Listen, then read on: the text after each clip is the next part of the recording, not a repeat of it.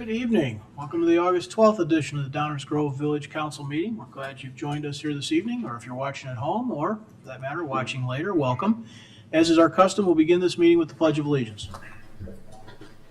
I pledge allegiance to the flag of the United States of America and to the republic for which it stands, one nation, under God, indivisible, with liberty and justice for all.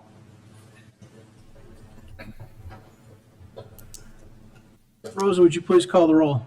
Mayor Barnett, Here. Commissioner Sadowski-Fugit, Here. Commissioner Gilmartin, Here. Commissioner Tully, Here. Commissioner Davenport, Here. Commissioner Sarver, Here. Commissioner Rowe. Here. Welcome all. Good to see everybody tonight. If you are following along, or if you'd like to follow along, we have agendas on the counter to your right if you're sitting here in the audience. Item 3 on our agenda tonight is proclamations. This is a point in the meeting where occasionally I bring up items, issue a proclamation of sorts to try and either celebrate something or highlight something or make folks in town aware of something. In this case, we're going to celebrate. Two of our library employees, Director Julie Milovic and Jade Parks, won awards from the Illinois Library Association. And that's a recognition of their professional work in their profession, and that's worth celebrating. It's an important thing.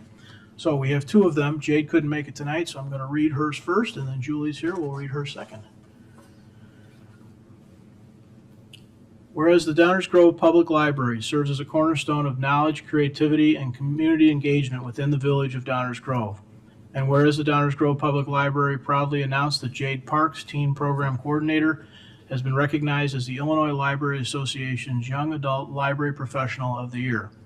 Whereas this prestigious award honors a library professional who has demonstrated outstanding dedication and innovation in serving young adults through programming, outreach, and mentorship. Whereas Jade has created inclusive, meaningful, and impactful programs that engage and empower the teen population of Downers Grove while fostering a welcoming and supportive environment for youth of all backgrounds. Whereas Jade's leadership, creativity, and commitment to excellence have not only benefited local teens, but have also elevated the standard of young adult services across the state. Whereas her hard work and dedication have helped grow teen services from a single librarian to a collaborative cross-departmental team. Whereas Jade has led the transformation of the previously unstaffed Teen Central into a flourishing young adult community space, resulting in a 25% increase in use and significantly enriching teen engagement within the library. Whereas recognizing the importance of teen mental health, Jade partnered with the National Alliance on Mental Illness, DuPage County, to launch Teen Life, Conversations, a social emotional well-being program series that creates a safe, open space for teens to connect, reflect, and support one another. Now therefore, I, Robert T. Barnett, Mayor of the Village of Downers Grove, do hereby recognize Jade for her outstanding contributions to our library, and I encourage all residents, businesses, and guests of our community to congratulate Jade Parks on her 2025 Young Adult Library Professional of the Year Award, dated this 12th day of August, 2025, Downers Grove, Illinois.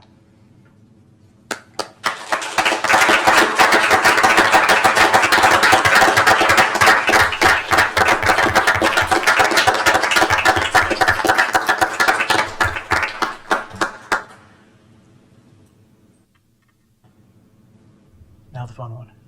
Julie's here, which is great. Whereas the Downers Grove Public Library proudly announced that Director Julie Milovic has been named Illinois Library Association's Librarian of the Year 2025. Whereas this award honors library professionals who demonstrate outstanding leadership, innovation, and a lifelong dedication to advancing library services.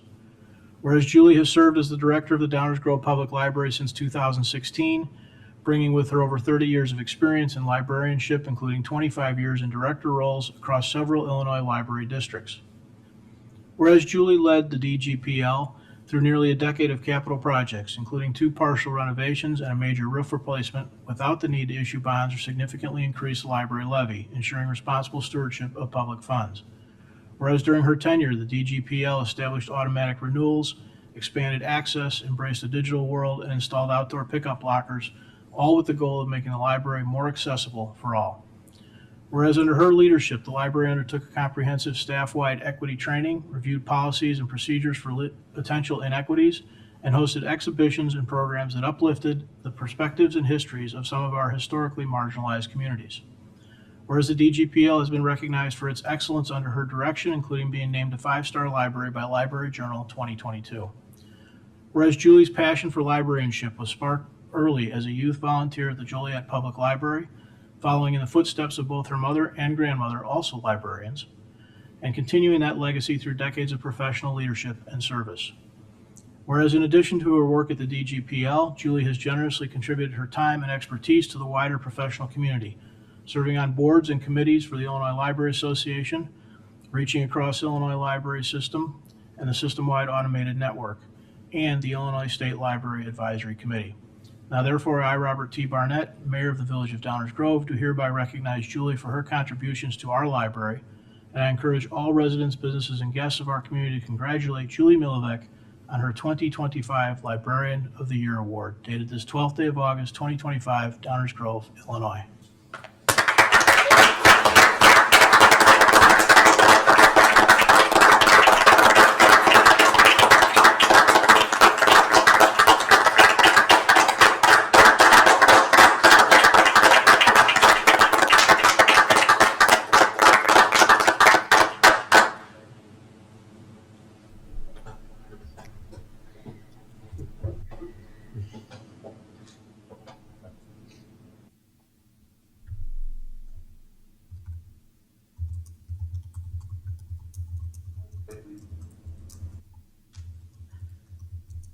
Thank you.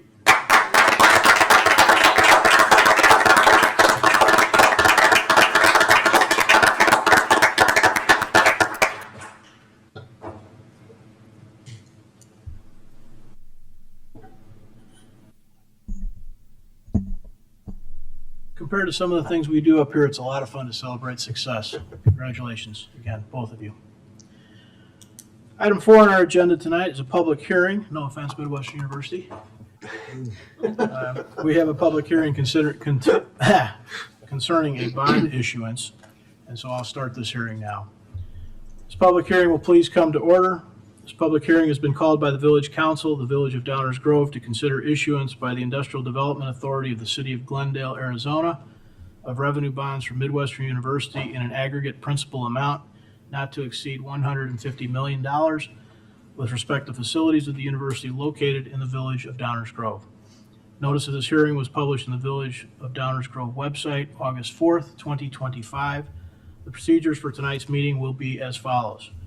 We'll have a presentation by Chris Walrath, Bond Counsel for Midwestern University, who will present information related to the bond issuance.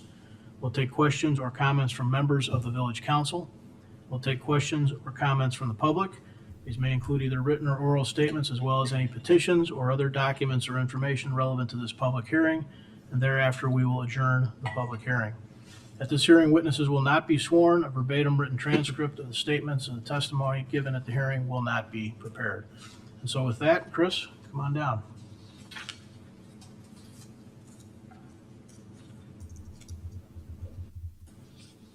Thank you, Mr. Mayor, members of the council. Thank you for hearing us tonight. As the mayor stated, Midwestern University is planning to issue some bonds through the Industrial Development Authority of the City of Glendale. It's an Arizona IDA authority that has cross-border powers, and so they're allowed to issue bonds to finance projects both at Midwestern's campus in Glendale and for projects here in Downers Grove.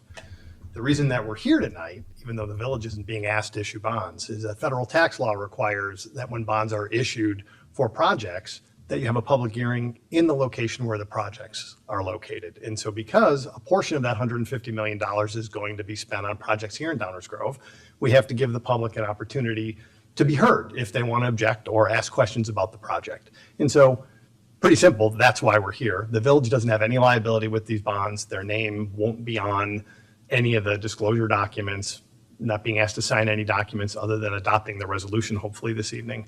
And so there really isn't anything for the village to do other than allow the public to ask questions or submit any written comments. With respect to the projects, if there are questions, detailed questions about the projects, the CFO from Midwestern University, Matt Sweeney, is here tonight, can certainly answer any of those. I can answer any legal questions that anybody might have. I guess at that point, happy to open it up to questions for the council or for the public. Thank you, Chris. Do we have any questions or comments from the Village Council? Martin? Thank you for your continued investment in our community. Good luck. Yeah, thanks. Mike? Yeah, I just want to add my thanks to that, and what a privilege it is to be able to say yes to this evening. So, thank you. Excellent, thanks. Anyone else? Yeah, just to add, it's good to see you, Chris, and Mr. Sweeney, welcome.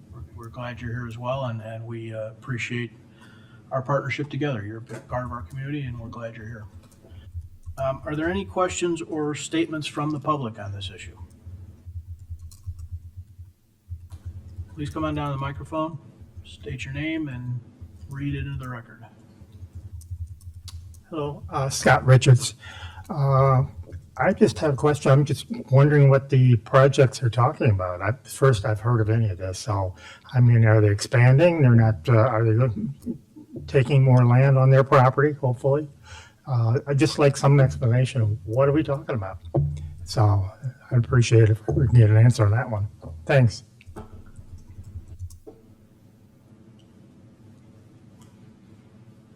Thank you. So the university is planning to add a College of Veterinary Medicine on our Downers Grove campus. We have one currently in our Glendale campus. And so we're going to use some of the funds from this bond issue to help construct an academic building on our main academic campus and a clinic, a companion animal clinic and a large animal clinic. The companion animal clinic will be built at the Finley Road building at 3300 Finley, and the large animal clinic is still being determined where exactly that will be built. But it's an expensive project to build a veterinary program. There's a shortage of veterinary schools across the country. There are none in the Chicago area right now, so we're excited to build this program. Thank you. Any other questions or statements from the public? I was just going to say it's worth mentioning that they do already own the property at Finley Road. We did vote on that. How long has it been? Probably about 6 months ago or so. Or Yeah, it was a little longer. yeah, it's been a while. So yes, it's on property that they already own. How large of an animal?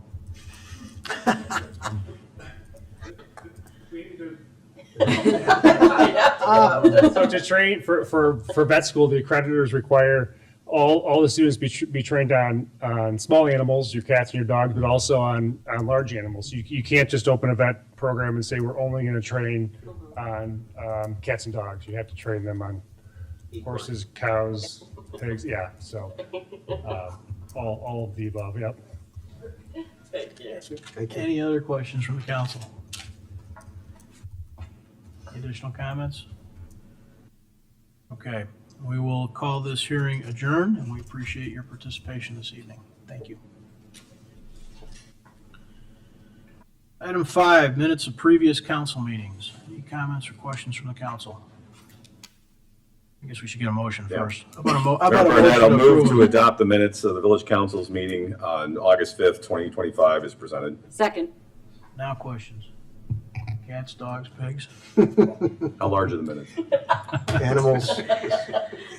All those in favor say aye. Aye. Opposed? Thank you all. Item 6, public comments. This is the portion of the meeting where the public is welcome to give comments or commentary to the village council. This is on items not on tonight's agenda. There will be opportunities at each agenda item for additional comments. So if you're here tonight with comments about something other than tonight's agenda, please come on down to the podium and let us know what's on your mind. Okay, we will continue. The consent agenda. Is there a motion? Mayor Barnett, I move to approve the consent agenda as presented. Second. All those in favor say aye. Aye. Opposed? Passes unanimously. This takes us to item 8 on our agenda. This is the first reading portion of our meeting. These are items we are taking up for discussion tonight, sometimes for the first time, sometimes for the second, third, or fifth. But these first reading items are items which we do not plan to take formal action this evening. Dave? Thank you, Mayor Barnett. There are 2 items on tonight's first reading agenda. The first is a continuing discussion of establishing regulations for micromobility devices. Council's been talking about this as we recently prepared the active transportation plan and then spoke directly on this at a meeting in early July. Here to present the draft ordinance that's before you is our transportation manager, Emily Erickson.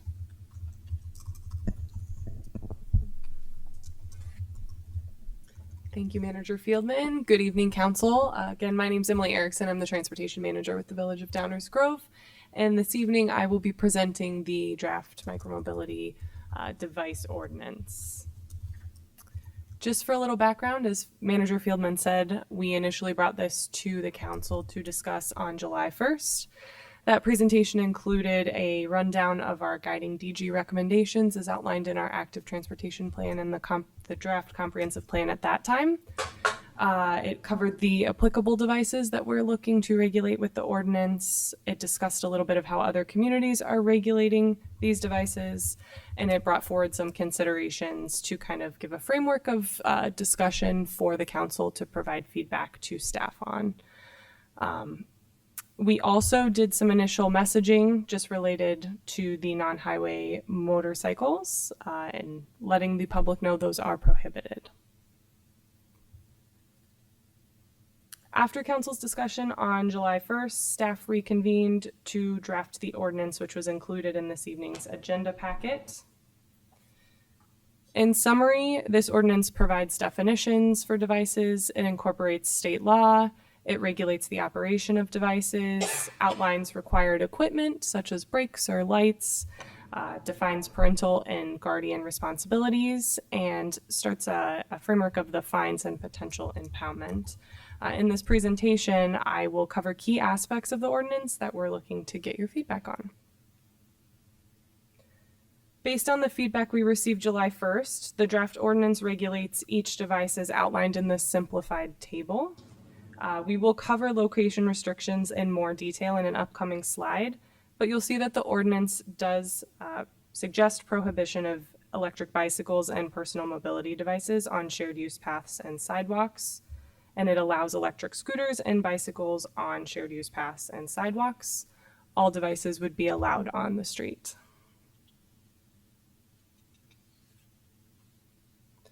The ordinance provides definitions for each legal device. That includes bicycles, electric scooters, personal assistance mobility devices.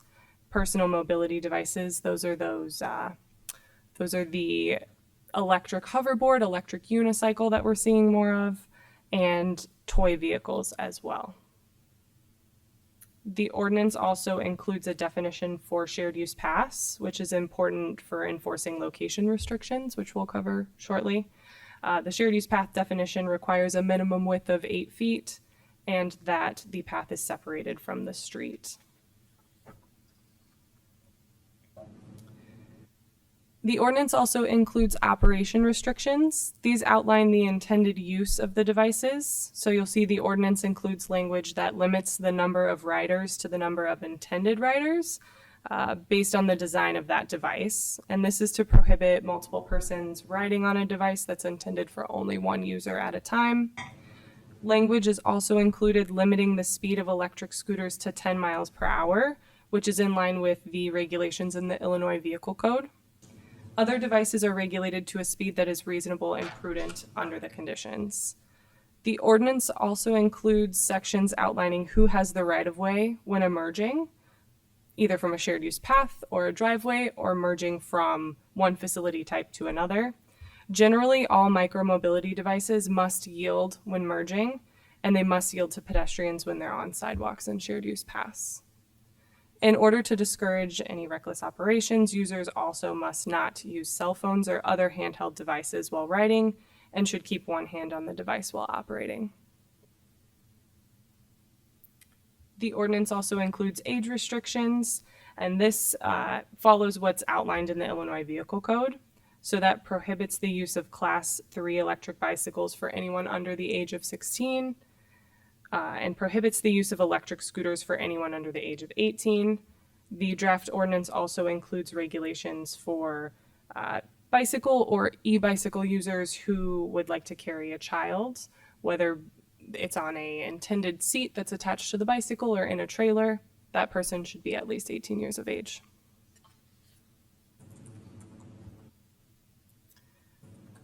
The ordinance also includes location restrictions, which I've mentioned a couple times before.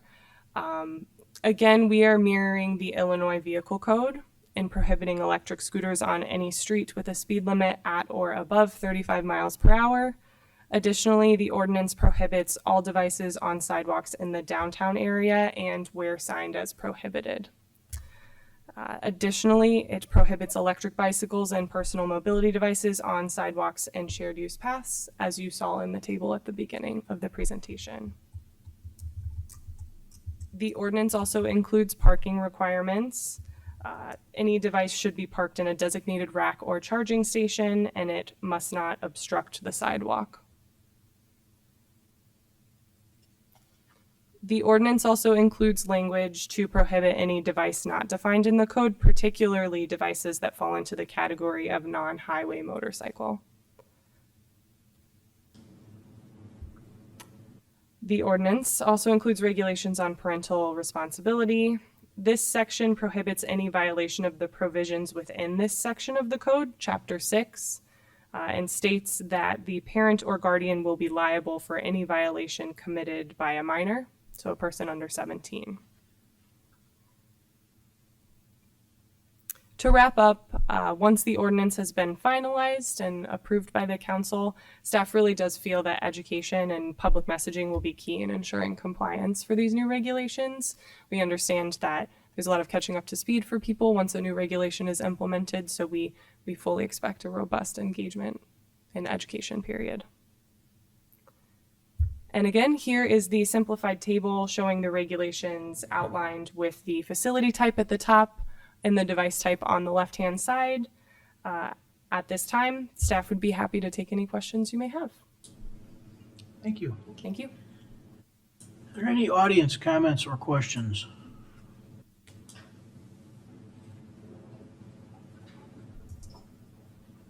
Thank you.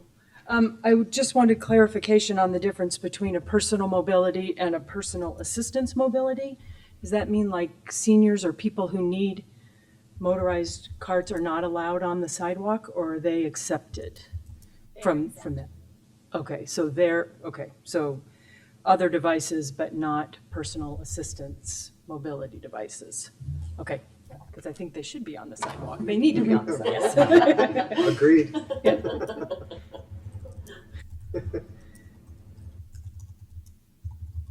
Okay, I think, I'm still Scott Richards. I've brought this up before, and it's just still an aggravation. I'm getting tired of almost getting run over when I'm out walking. I don't think motorized and anything should be allowed on the darn sidewalks. I thought that was for pedestrians. Obviously, an exception would be a small child. I don't want them out on the street. But I am tired of, first of all, nobody has lights on the bicycles at night. It's unbelievable. And then they're wearing black. I don't know how many times I've come close to running somebody over. I thought, okay, why are parents letting their kids go out in this without lights on their bikes, for one thing, should be number one. And then they're and all in black clothing. We can't see them. As a driver, I can't see these people half the time. Of course, it's going to be my fault. There's a lot of parents who'd be thankful their kids are in one piece when they get home.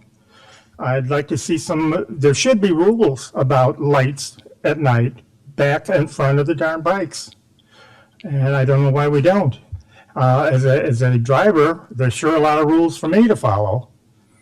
But there seems to be kind of a carte blanche for anybody on a bicycle. And it's just, it's tiring. I live there at, Saratoga and Warren and that area. I mean, I just sit there and watch these all the time. And on the sidewalk, why are they on the sidewalks? If they're old enough to be on a bicycle, I was always taught we had to be on the street, but apparently it's from town to town. It's different. But they seem to take whatever they want. They can use the street, they can use the sidewalk. And they clip along pretty good on the sidewalks. And adults too. But I'd like to see tighten up some rules when it comes to bicycling. I don't know, well, the rest of us have rules. Why don't the bicyclist? Thanks. Anyone else? So let's start with 6.5 of this new ordinance that's in the documents available online, 6.5A. There it is, yeah. lamps and reflectors. Every bicycle, low-speed electric scooter, and personal mobility device operated at nighttime shall be equipped with a lamp on the front, which shall emit a white light visible from a distance of at least 500 feet to the front, and with a red reflector on the rear, which will be visible from all distances from 50 feet to 300 feet to the rear when directly in front of the lawful upper beam of headlamps on a motor vehicle. A lamp emitting a red light visible from 500 feet to the rear may also be used in addition to the rear reflector. Any council comments or questions? Mike, go ahead. Yeah, I just start off by saying too, it's not just the kids. There's plenty of adults out there that are not doing what they're supposed to be doing, and the for a large portion of what we're considering in terms of our ordinances is effectively mirroring the state laws, which are already in effect. Whether we pass the ordinance or not, the state law is the law. So I'm really happy to see the parental engagement and education piece of this brought forward, because I think that's kind of the low-hanging fruit, if you will, right? There's some people that doesn't matter. I mean, we have speed limit signs. They say, here's how fast you're supposed to go. And there's some people that just, I mean, I had somebody blow past me today, 20 miles an hour at least over the speed limit, just crazy in a 30 mile an hour zone outside of Downers Grove, but I know it happens here too. So I know that there's an element out there that they don't care about, following the laws and such. But I think that there are quite a few people that if they better understood what the rules of engagement here were, it would certainly reduce the amount of non-compliance that we're seeing. So I think it's important that we have this education component to what we're doing. Specifically regarding the chart that we're seeing right in front of us, e-bikes on shared use paths. I probably could see my way fit saying okay to like class 1 or class 2s there. Although honestly, I think it doesn't matter because shared use paths in Downers Grove don't really exist to a great extent. And so what we do with that is less concerning to me than what we do with the sidewalks, which is a solid no for me. So I would just say that I agree with the matrix that's presented, with the caveat that if the majority of the council felt differently about the shared use paths in regard to class 1 and class 2 e-bikes, I'd be willing to entertain that. So that's all for now. Thanks. Thanks, Mike. Tammy.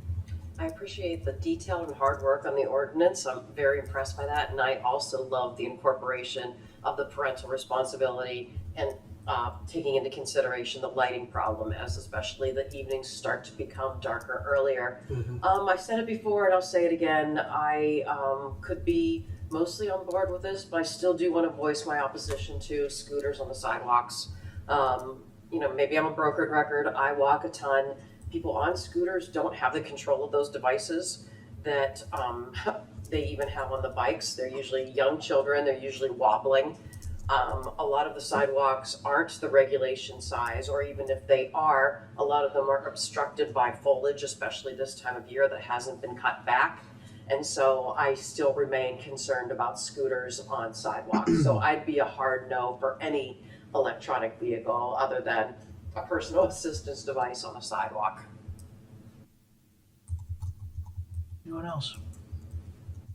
Yeah. Or Leslie, whichever one. It is worth pointing out, though, that scooters are only 18 and up. So young children will be kind of immediately noticeable, right?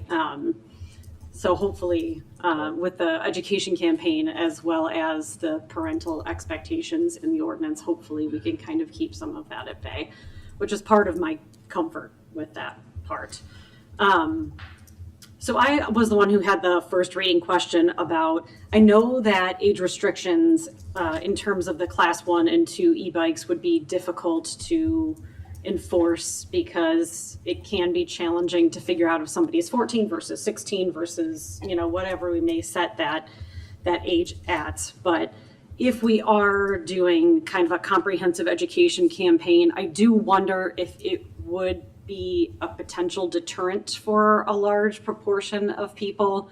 Obviously, it would not be for everyone, but I do wonder if it would help reduce the number of younger Class 1 and 2 e-bike riders that we would have, which would help decrease my concerns about the e-bikes on the shared use paths and even potentially sidewalks, because I do know that there are some folks who are my age and older who are not going to be biking those kind of larger hills as you start to get to Fairmount and some of those, and would like to bike further distances, but would like to have the assistance of those, and aren't quite ready to bike on the street yet, because we don't have the connectivity that we're hoping to get in the next 10 to 20 years. So it's just something that I would consider if we think that it could potentially be a deterrent if we put an age restriction on that. I don't know.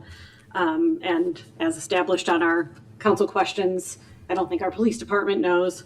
But it was just something that I wanted to toss out there. Other than that, I am mostly comfortable with what is on here. I agree with you, Mike, knowing kind of where our shared use paths are, and my hope that maybe we'll be able to get some wider ones. I could maybe deal with a one or two if we maybe put some expectations of speeds on there, again, as a potential deterrent, and not necessarily as we're probably going to be able to enforce this as easily. I do hope that we can get some signage up as well as part of that education campaign, so that people know where they can ride some of these things and kind of what the age restrictions are, at least in the very beginning. And in terms of the other devices, I actually would be fine banning the other devices altogether and not even allowing them on streets. So that is where I'm at. Thank you. Thank you. Rob? So back to the e-bikes, I'm on board with you too with the shared use path. I think this is kind of forward looking, as we've just put in a shared use path, and having the e-bikes, the class 1s and 2s, having the ability to make larger, bike longer distances. I think that's a major benefit. With the age restrictions, I'm much more comfortable with the sidewalks. But my concern too is looking at the e-scooters, the e-bikes with the sidewalks. If we're just saying a flat no, we're saying a flat no everywhere. And I think we also have to be cognizant of looking at a sidewalk on Fairview or Main Street or Ogden is different than looking at a sidewalk in a neighborhood. So I don't know how there is some benefit, and this is, I'm going to bounce now over to scooters. As somebody that has an e-scooter, whose e-scooter goes 18 miles an hour, I don't think we hit the mark yet with the e-scooters. And I'll just give you an example. I purchased an e-scooter 4 years ago and used it to commute. And I think part of the e-scooters is we'd much rather see people using e-bikes and e-scooters and going to the train station than jumping into cars and driving. And that's what I'm looking at when I'm looking at this stuff. Because now that we have the age restriction, I think we're really pinning down, okay, this is what we're regulating. Are adults on these things? How are they getting used? So just my own personal route. I would take my e-scooter, which I'm assuming, reading this now, my e-scooter that goes 18 miles an hour is not a legal e-scooter in Downers Grove with this regulation, right? Because we have this pinned down to a 10 mile an hour low e-scooter regulation. You just got to drive it slow. So it's a speed limit. Well, we believe that your e-scooter, as you describe it, is actually regulated by the IBC. Okay. So not regulated by this ordinance, it's regulated by the IBC. Okay. This ordinance only regulates the ones that go up to 10 miles an hour, specifically defined as low speed e-scooters. So, because and I know I'm not the only one. You'll see the commuters quite a bit, and I think we're seeing more because it is a benefit to be able to jump on your scooter, ride it downtown, jump on the train, bring it with you downtown, don't park a car. I just want to make sure. So my route involved a very short sidewalk because I wasn't going to ride on Ogden for 20 feet. And if there were pedestrians, I would walk it and then jump back on and ride it again. And if we're saying no, and we're not saying no, we're saying yes here. But that's, I think realistically what we're gonna see consistently, and I don't wanna create, I mean, I think that's consistent with what we're expecting is adults to use these Yes, things yes. reasonably to commute. So I don't know if we hit that mark with this as it's written. Anyone want to weigh in? Chris? Thank you. Enza, could you clarify that? I'm not sure I Yeah, followed I'm not sure the either. 10 mile. So Yep. the e-scooters as defined in this ordinance. Yep. We believe we need to verify. Okay. They are specifically defined as low-speed electric scooters that only go up to 10 miles per hour. Okay. The high speed, the Yep. ones that are more than 10 miles per hour are already regulated by the state, the Illinois Vehicle Code, we believe, which requires a license, Yep. Oh, which driver's requires license. Okay. insurance, registration, and rules of the road have to be on the roadway. And no sidewalk. No sidewalk. Okay. So It's that, basically like- this ordinance only regulates It's the more like a motorcycle low type speed. thing. And so what we're basically saying, if I understand this correctly, is that the 10 mile an hour max is the max that e-scooter could go anyway. Right, it's a device. It's defining that type of device, the low-speed e-scooter. Okay, so it's not a speed limit. Yeah. Okay, that's helpful. Thank you. So the The type of scooters, device. so The the scooter Maybe like that something you could ride when your Commissioner kids Rowe ride your bike. is describing, Yeah. I believe, is a high-speed e-scooter, Yeah. which is not regulated by this, but then, on the other hand, regulated by the IBC. So it would fall under other devices? no. No, Not even regulated by. So it's not even on the matrix. Just like- It's already But I regulated thought separately. if we don't enact an ordinance locally, then they're just not permitted on the streets until we enact that ordinance. I thought that's what we No, discussed. no. Okay, No. The low-speed scooters. okay. below. That only applies to the low-speed scooters. The high-speed scooters are allowed now, so long as you're Yep. licensed. It is, It's so complicated. But they have to be operated. because those are the ones you see all the commuters using in the mornings and the Correct. afternoon. Correct. So So- these like lower speed ones, it feels like would be something that like potentially a parent could use while like their kid's riding their bike. So this has no effect on the high-speed ones. Those are fine as long as we're on the road and we're following the rules of the road. Right, and you're licensed, insured, Yeah. registered. Okay. Good clarification, thank you.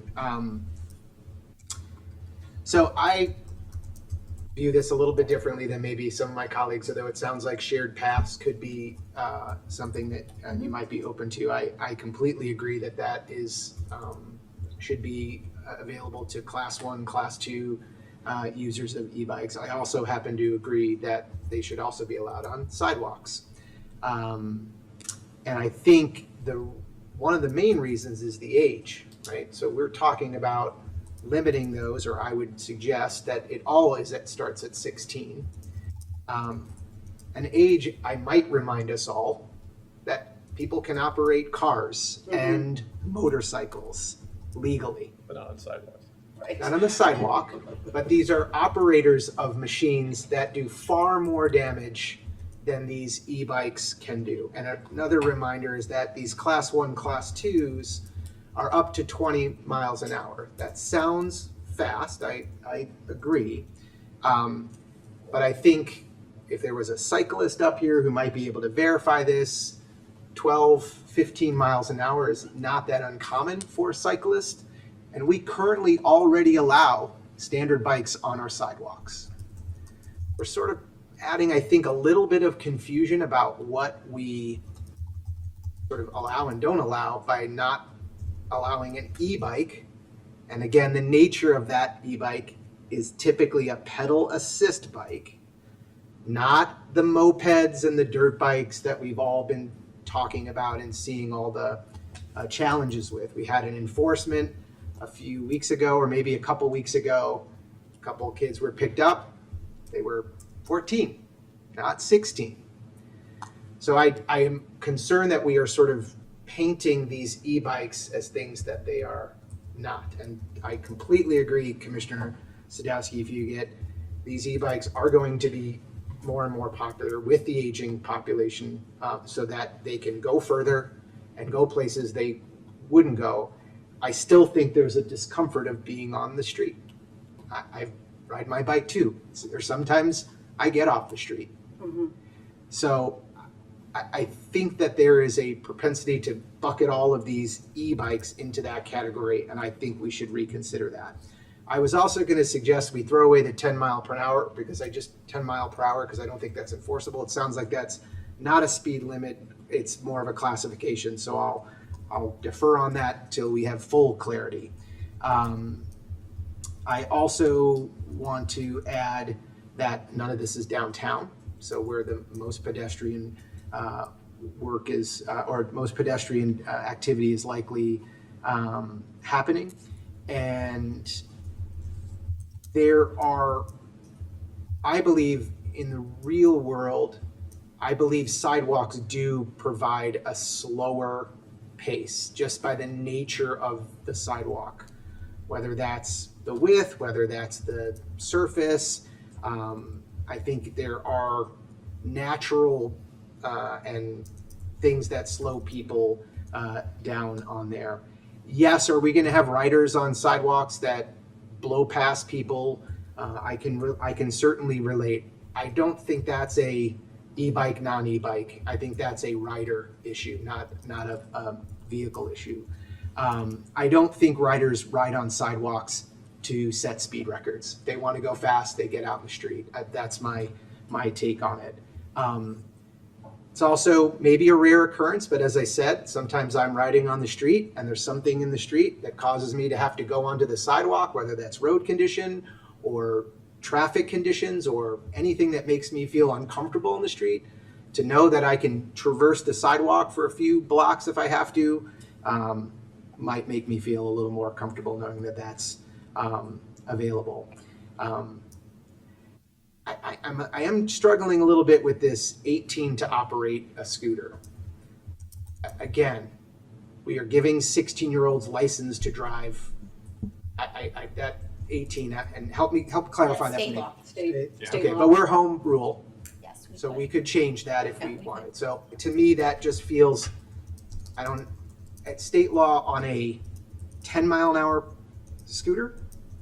Yeah. Okay.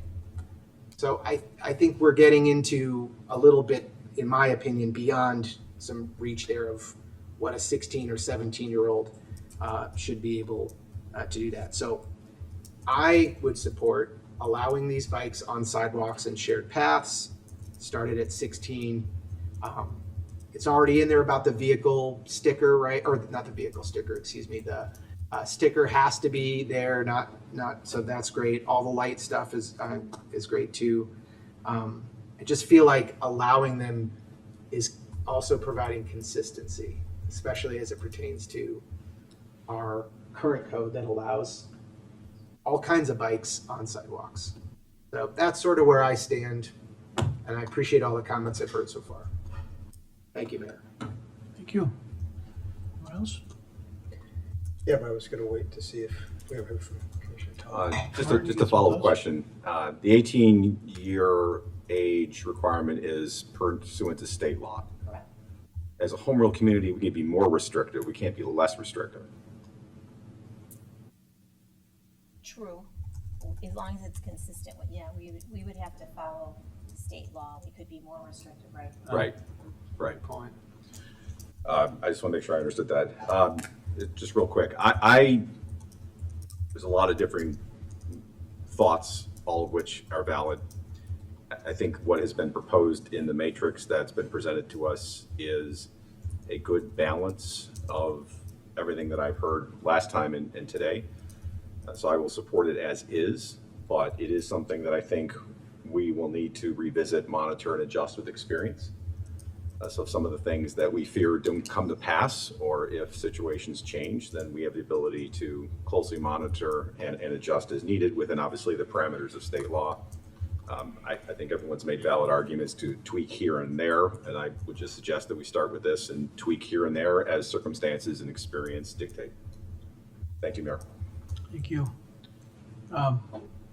Just give the crew my thoughts on it. Let me touch on a clerical question that I think matters, and it doesn't really fall under the conversations where there's some dissension up here. We define a bicycle. Very first part, define a bicycle. And I think there's a couple of problems with that. We are talking about composed of 2 tandem wheels held in a frame, which kind of doesn't allow for trikes or recumbent bikes. We also talk about, propelled by pedals, steering with handlebars attached to the front wheel. There are, slingshots for pedalers. As long as we're writing an ordinance, I think we ought to think that one through a little bit. That's a really good catch. I agree. I agree. Then I've got a sort of a definition or interpretation question. Streets, shared routes, paths, and sidewalks. We've talked a lot about that with the ATP over the last year and a half or so. Where in this matrix would we place a painted on, whether it be green or lined, on-street bike path? Streets. That would be, we would just consider that part of the streets. So a person could operate in the bike path area. Bike lane, sorry, thank you. Better definition. Okay, so that's considered street, even though we've identified it in some way differently. Okay, all right. I think I'll start by saying I kind of agree with Martin. I can live with what's here because it's a step forward that I think needs to be taken, and that we'll learn and adjust if necessary. This is not the ordinance I would write. I think we want to encourage more of this. I wish we could be on sidewalks. If I'm going down a sidewalk, and I'm just trying to think of my own experience, if I'm leaving Maple Grove and I'm coming down Maple into past Avery Coonley, and it's a downhill, and I'm on my mountain bike, I'm probably doing 20. And there just happens to be no battery, so now that's okay. But if I do that with pedals attached, but there's also a battery on the bike, now it's not right. Chris makes a good point. If you're riding, which we're hoping more people do, and you're, as Leslie said, benefiting from the assistance, but then you've got some reason to be on the sidewalk, whether it's the 20 feet of Ogden Avenue, or it's the delivery trucks on Washington, or it's the construction that they're doing on Maple, or whatever it is. I think this feels very reactive to an environment of the things that we're talking about allowing in any situation here are not, I think, mostly the things that have everybody scared and upset. And so I feel like there's a little bit of a disconnect there. I think we want more people doing, whether it's bikes or scooters or one wheels or anything else. I think we want people taking the opportunity to ride and get to where they want to go, whether it's an ability thing, or it's a convenience thing, or it's an environmental thing. We want to have whatever their reason is. If there's a way that they can do something other than drive a car and park a car and burn some gas, I think we want to create an environment where they can do that. There's a lot of that built into the ATP, that we're trying to create these much safer environments for alternative transportation. Obviously, this allows some of that. I can live with it. If I was just writing it, I would probably allow more things on sidewalks, and I would be way less restrictive on just things in general, because I really think that what we're talking about, what people have written to us about, and what people have gotten rightfully scared about, is not the stuff we're sitting here writing a regulation for. So that's it's a little bit of a concern, but I guess we can, if we feel somehow constricted in 6 months or a year, we can do something different. But I really feel that way about this whole process. So I'm just throwing it out there. Chris? Yeah, Mayor, so you talked about shared paths though, right? Yeah. Interested in seeing that as well. So it feels like we've got maybe some thoughts on that as well in terms of support there too. Yeah. So I would see if we can solidify that, because that isn't what this is written as. So Yeah, it just that's actually where I wanted to go, where Commissioner Gilmartin is going, just following the conversation. Commissioners Davenport, Rowe, Sadowski, Fugit, and potentially Mayor Barnett, looking for us to explore the idea of e-bikes on shared use paths. Class 1 and Class 2. Class 1, Class 1, Class 2 only, yeah. Yeah, so that, I think, is the difference, right? Yeah. I think honestly, I think that will be, from an enforcement standpoint, I'll defer to the chief, but I don't think an officer is gonna be able to tell the difference between a class 1 and a class 2. So, Speed. still. Well, that, I think, I don't want to speak for our professionals, but isn't reality here that what we're going to do is we're going to observe bad behavior and then use this as a tool? I mean, that's kind of the reality. We can't possibly, any more than we're stopping every guy that doesn't use a signal or goes 5 over. Right. Right? With our schedule of meetings coming up, with the 19th being canceled, I'll hit that later in the manager's report. We have a couple weeks where we could take a little deeper dive on this and present it back at the next meeting up for a vote. And we can dive into those enforcement issues and the classification issues. But Again, potential deterrence, and especially written in there with a parent guardian, it'll more likely be younger people than it would be adults. I also just wanted to point out that I remembered seeing this in the news, and so it was Senate Bill 2285 that law was just passed and just signed by the governor about amending the language to allow for the recumbent and three-wheel bikes. So we can always pull from that as well. I mean, it included the low-speed electric, but obviously we could just pull that part out and we can just use some of the language from there too. But I remembered seeing that in the news, so I would be in favor of making sure that we can define bicycle. Pretty broadly, particularly when we're Yes. talking about non-motorized. Yeah, absolutely. Mike?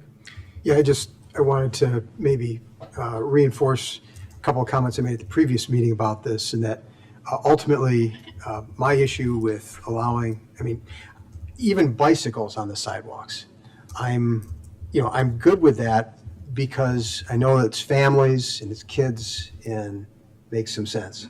But ultimately, people ought to be able to walk comfortably on sidewalks and not worry about, bikes flying up behind them or coming in their face. And I think we saw kind of a manifestation of that during COVID. For instance, at McCollum Park, all bikes were forbidden from the park for a period of time because there were so many people out walking, and there was such a conflict. And that conflict exists because people are walking at 3 miles an hour, 4 miles an hour, and when things are going faster than that, it's hard to enjoy your walk, talking with somebody else, whatever, when you're constantly having to be paying attention to high-speed traffic coming one way or another. And so I think fundamentally sidewalks were meant for walking, and so, but it's an imperfect thing that we're trying to do here, so I appreciate the effort, and this too isn't the ordinance I would have written either, but I think that this is a good place to start, and I would like for staff to spend a little time looking at the Class 1 and Class 2 and the shared use paths. That's, I think, concern about Class 3 bikes. I think it'll be obvious when you see a Class 3 bike going too fast, right? If someone was riding a Class 3 bike and they were riding slower, I get that our officers aren't going to be able to really distinguish that. And actually, I'm fine with that because the issue is the reason we don't want them going there. It's the speed, right? So that's kind of where I'm landing on this. Thank you, Mayor. Yeah, imperfect is a good description. It's just reality. We have an imperfect environment too, because we've got an already built environment with sidewalks. And I would kind of point out too, though, a little bit of a, Mike, obviously I see it a little differently, but I'll also point out that an environment like McCollum Park is a way denser, way more populated, way higher volume environment that the Park District could control any way they want, similarly to how we're trying to do the same thing downtown. And if we found that, I don't know what would be the right example, the sidewalk along McCollum or along Hummer, I don't know if that's ours or theirs, but if we thought that the sidewalk on Fairview by Hummer was, we could sign it. We have that kind of provision set up here because I think we recognize there will be some environments where that interaction, particularly with a dense, high population, is going to be tough. I also think that most people are walking and riding across the town in environments that just simply aren't that. Tammy? Yeah, I know my position is quite different than most, maybe close to Mike's, and I really appreciate kind of the ideal world that a lot of our assumptions have been operating under, and that is that these bikers and scooter are professionals trying to get from point A to point B. But I don't know, correct me if I'm wrong, if there's statistics about this, but it's more likely 13 and 14-year-old boys riding in packs on sidewalks, making you afraid to take a walk.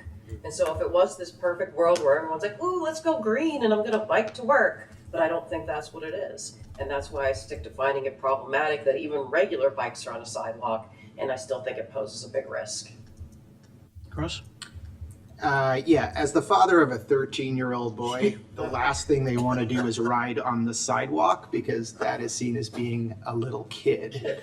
So while I can appreciate that, I would like to stand up for the pack of 13-year-old boys that ride around.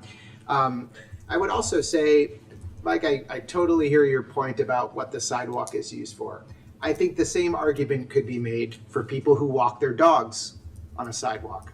I am one of them. Not everybody is comfortable with dogs. Not every dog is the safest dog. So I think I feel, and I don't know if this is what you were getting to, I feel like we're sort of looking to solve a problem that candidly I haven't heard a lot about. I've heard a lot of anecdote about speeding electric bikes and how everyone is seeing them all around town. I just don't think it's these pedal assist bikes. And I candidly, I just don't see the difference between that in many cases and a standard bike. I wonder if councils in the 80s had conversations when the 10-speed bike came about. That was 10 speeds of bike. You know, It's actually the 70s, Chris. No one knew how to change the gears. Sorry, I was born. Maybe I was. My point being is that this regulation, I'm a little bit, it's a little bit of a slippery slope, of course, in my view. So one thing I also wanted to add, maybe this is not the time, but for those dirt bike offenders that we have, like, is this also the time to be looking at increasing the fines for that and really making a statement about we don't want those and it's going to be rough going if we get you? I don't know what I haven't looked at what we currently have, but We charge them those types of violations Yep. under the state code. okay. And can you give me an idea of what that fine or Can we do more? that's I guess maybe the question, if there's something we could do more.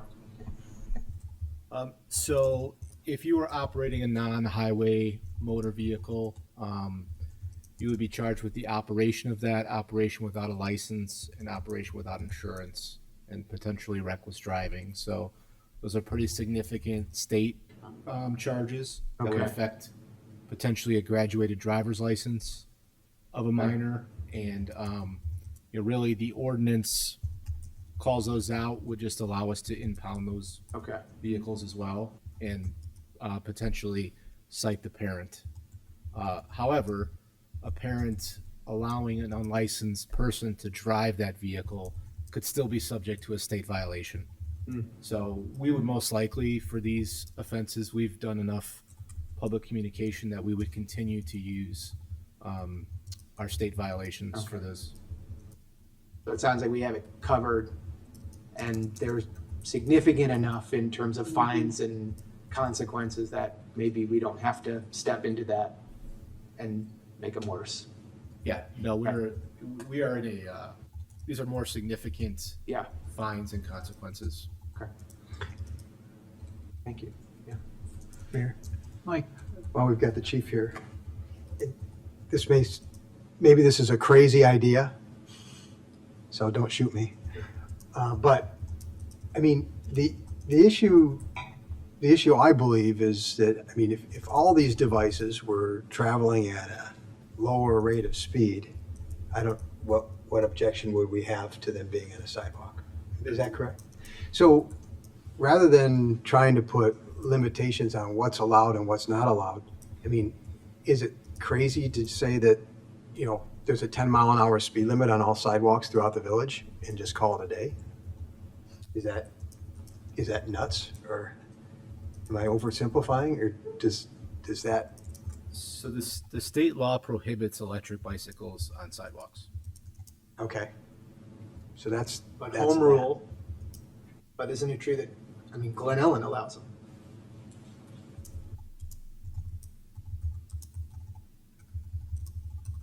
I'm not hearing a response to my question, though. Yeah, I don't know the answer to your question, Mike, except that I don't know the legal answer to your question. It seems to me something that'd be awfully tough to be trying to actually monitor and enforce. How is it any tougher to enforce than a 25-mile-an-hour speed limit on our residential streets for automobiles? Well, just the sheer volume of people and the size of what you're trying to chase down and get to. I don't agree. I think it would be pretty obvious looking at a sidewalk and seeing something going really fast that's, hey, wait a minute, that's not allowed. And Does the radar gun work on e-bikes? So that would be very challenging, Okay. if not impossible. The way that the radar units are not only certified but used in the squad cars in order to actually capture that speed. because we'd have to have some way to prove that they were violating. Exactly. Yeah. So we're not looking to, really enforce a speed violation on a bicycle on a sidewalk. That really hasn't been our course of action. Could we say, though, that it's creating an unsafe condition, right? And that's I thought I already read some language in our ordinance that we're looking to adopt. It says, regardless of all this, Yeah, there is your discretion. There is portion of the ordinance that calls for prudent, care while riding the devices, and that would all be kind of determined by the circumstances Right. of the event. But as far as like running radar, establishing a speed, it'd be nearly impossible for us to do that. And Imagine that traffic court hearing. I like the idea, Mike. I think it makes it simple, but it sounds like it doesn't feel like they can. Well, how do we enforce traffic, speed limits prior to having radar? We've only used radar. In modern times. Some reference to the 70s or 80s, I think might be appropriate there, but I think we've been using radar for decades now, so. Okay. So it wouldn't be enough to say, here's generally speeds in excess of 10 miles an hour are unsafe conditions, and We talked extensively about this because that was one of the concepts the council brought up before.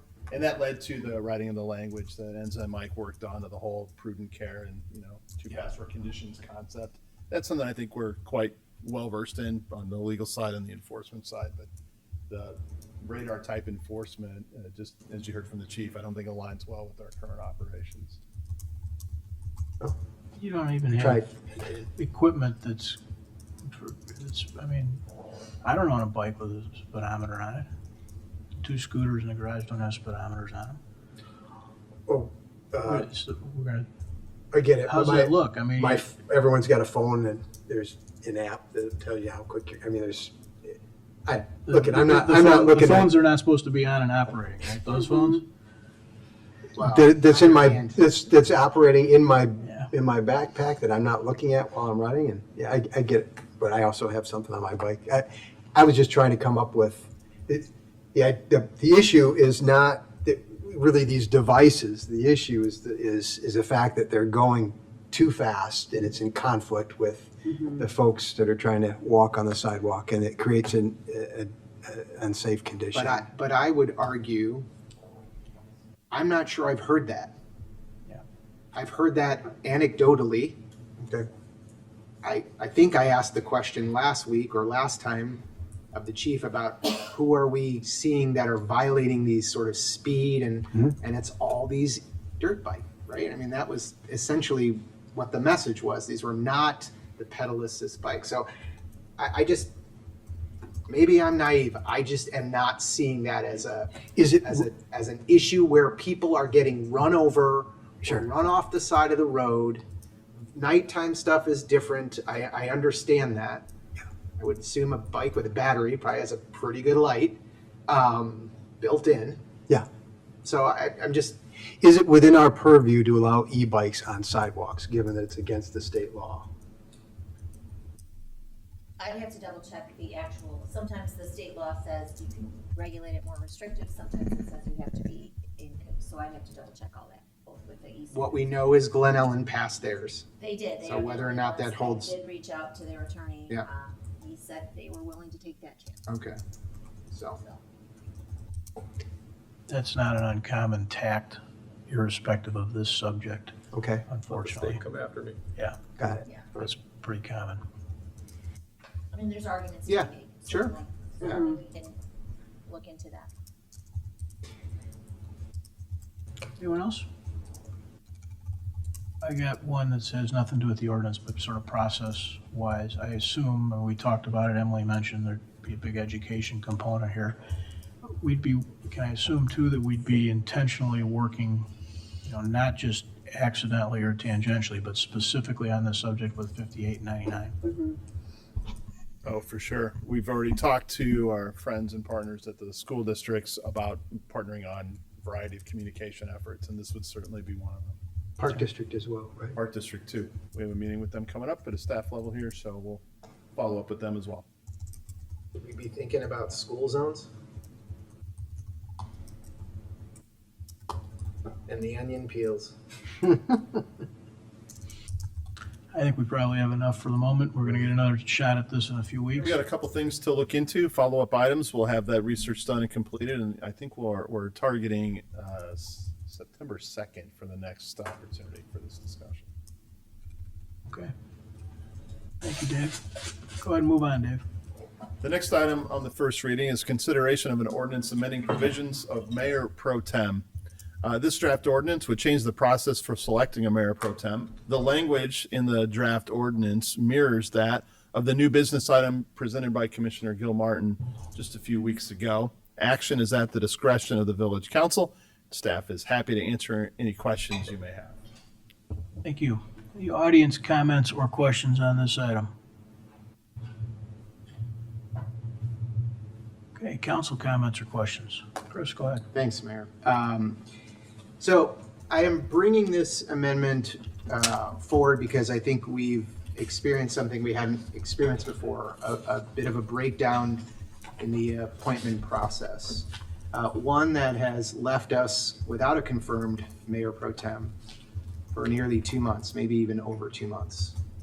Under our current ordinance, there is no requirement that the mayor present a second nominee if the first is rejected. And that means the seat can remain vacant indefinitely. This is more than just a procedural quirk. The Mayor Pro Tem is the person who steps in to carry the executive authority of the village if the mayor is unavailable. Leaving that position vacant puts us at risk, whether that's in the event of an emergency, a mayoral absence, or even in day-to-day governance when continuity matters. The ordinance that I'm proposing keeps the current structure. The mayor still nominates and the council still confirms, but it closes the gap with 2 simple safeguards. If the first nominee is rejected, the mayor must bring forward a different nominee within 21 days. If that second nominee is also rejected, the position automatically goes to the longest-serving council member with clear tiebreakers based on years of service and election results. It's important to note that this change does not fundamentally alter the way we select a Mayor Pro Tem. The process remains the same: mayoral nomination and council confirmation. All we are doing here is adding a clear, non-political fallback method in case of a vacancy. And so the position is never left empty. And this type of what I would call code cleanup is something we do all the time. We've taken this approach many times. For example, back in February of 22, there was an accessory building clarification where we added one sentence to the zoning code that said a building is not considered accessory if it is connected to the principal structure with a foundation and a covered access walkway. That didn't change the zoning framework. It simply removed ambiguity, so staff and residents had a predictable, objective standard. We did the same with donation drop boxes. The same idea. We set clear rules for their placement, permitting what they can do, and also their upkeep. This ensured that they could continue to exist without creating blight or safety issues, and gave staff clear enforcement authority. In both of those cases, and many other examples in the village, we recognized that there was ambiguity, and that was the problem, and we fixed it by writing clear, predictable rules. And we did not wait 2 years to enact those. We had an issue, and we corrected it immediately, and that's what I think we need to do here. This approach, with the combined appointment and a mandated deadline for renomination and an automatic fallback, demonstrates our village as innovative because it provides a fail-safe fix. This amendment would be a hybrid model. It preserves the mayor's authority to nominate, but ensures that continuity is guaranteed. And it mirrors our existing emergency succession ordinance, which already uses tenure as a clear, objective fallback in leadership. As it was drafted, staff noted to us that the ordinance would not take effect until after the next municipal election. But it was only written this way because the original 60-day clock of the current ordinance has passed without the mayor appointing another candidate. We waited for the mayor to make another appointment, and it simply didn't come. But the need and the risks are now, not 2 years from now. Waiting would knowingly leave us exposed for the remainder of this term and only fuel uncertainty and inefficiency. There is no valid reason to put this off any longer. And we as a council have the discretion to make this effective immediately by adjusting the effective date language. Doing so would start the 21-day clock as soon as the ordinance is adopted, ensuring the village has a designated mayor pro tem in place as soon as possible. This amendment is about more than the personalities of today. It is about the stability of our government. It's about ensuring that our residents and our staff and our council can count on uninterrupted leadership in any circumstance. I look forward to the support of this ordinance and to make it effective immediately. Let's close this governance gap and put Downers Grove in a stronger position than almost any other municipality in DuPage County when it comes to continuity. That's it, thanks. Anyone else? Leslie, go ahead. As I had said in the last meeting, I am in favor of moving forward with this. I was under the assumption a lot of times when we do cleanups that are related to things that have to do with council. It's kind of been a while since I've done this. I remember the last time we did it, I think had to do with probably raising our rates. And so that had to wait. And so I guess I was just under the assumption that it would have to wait. But I saw in the responses to village council questions that we could do it earlier. And so I feel like it would be best for the village to just move forward with this and get it done. If we really do think that this is kind of a good safeguard for the future, then it feels like it's a good enough safeguard for this council as well. It makes sense that we should be following the rules that we think are good for the future councils, would be good enough for this current council. It's knowing kind of where our politics has gone in the United States. This really does present a good fallback that will set expectations for future councils, that, you know, we have a process and we'll be able to follow a solid process. And again, it does mirror other written processes that we have, the emergency response process, similar to other things that we have done in the village. So it is logical, it makes sense. It doesn't put, I guess, any undue, or what are the words I'm trying to say? It doesn't give anybody a leg up, I will say, over another. And kind of the fallback to the person that has the most consecutive years essentially gives a little bit of a nod to the voters, who will, you know, continue to support folks in an election. So that makes a little bit of sense. You know, as we talk about elected boards versus appointed boards, we do say that the value of an election is that is who our populace supports. So I think it makes sense. And I think that if we're going to move forward with it and do feel that it is an appropriate safeguard for the future, it just makes sense to move forward with it. And then this way, again, we can put this in the rearview mirror and we can move forward with our business. That's all I have to say. Anyone else? Mike? I'll just say I rest on comments I've made in the past about this, and I don't have anything further to add. And I look forward to us moving forward and putting this behind us, because I don't think it's nearly as big of a deal as it's being made out to be. And it's a distraction, I think, at this point. It's unfortunate that the ordinance was written the way it was to begin with. Don't understand why it was a mayoral appointment with village council approval.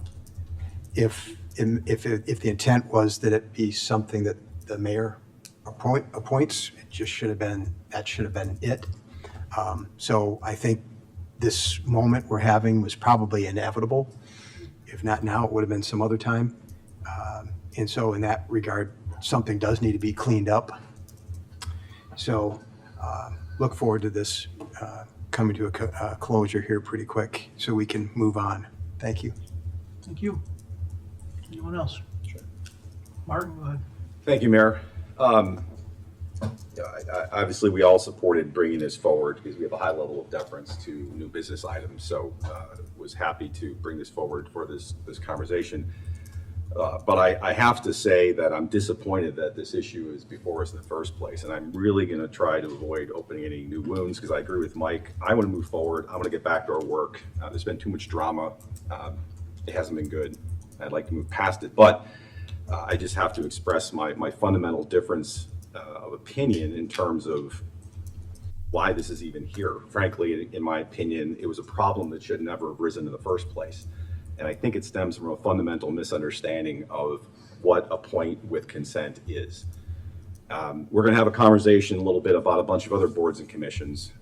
And we're going to talk about some that are village council appointments, where basically the village council has to collectively decide who the appointment is. The Downers Grove Public Library is one of those. So basically the council has to choose. That's very clear. Then there are ones where it's the mayor and council doesn't have a say at all. But then there are a bunch of them that basically say, like Mayor Pro Tem, as well as board and commission appointments, so this is all kind of related, where the mayor appoints and then there's confirmation by the village council. And I have always viewed that confirmation as the equivalent of a rebuttable presumption.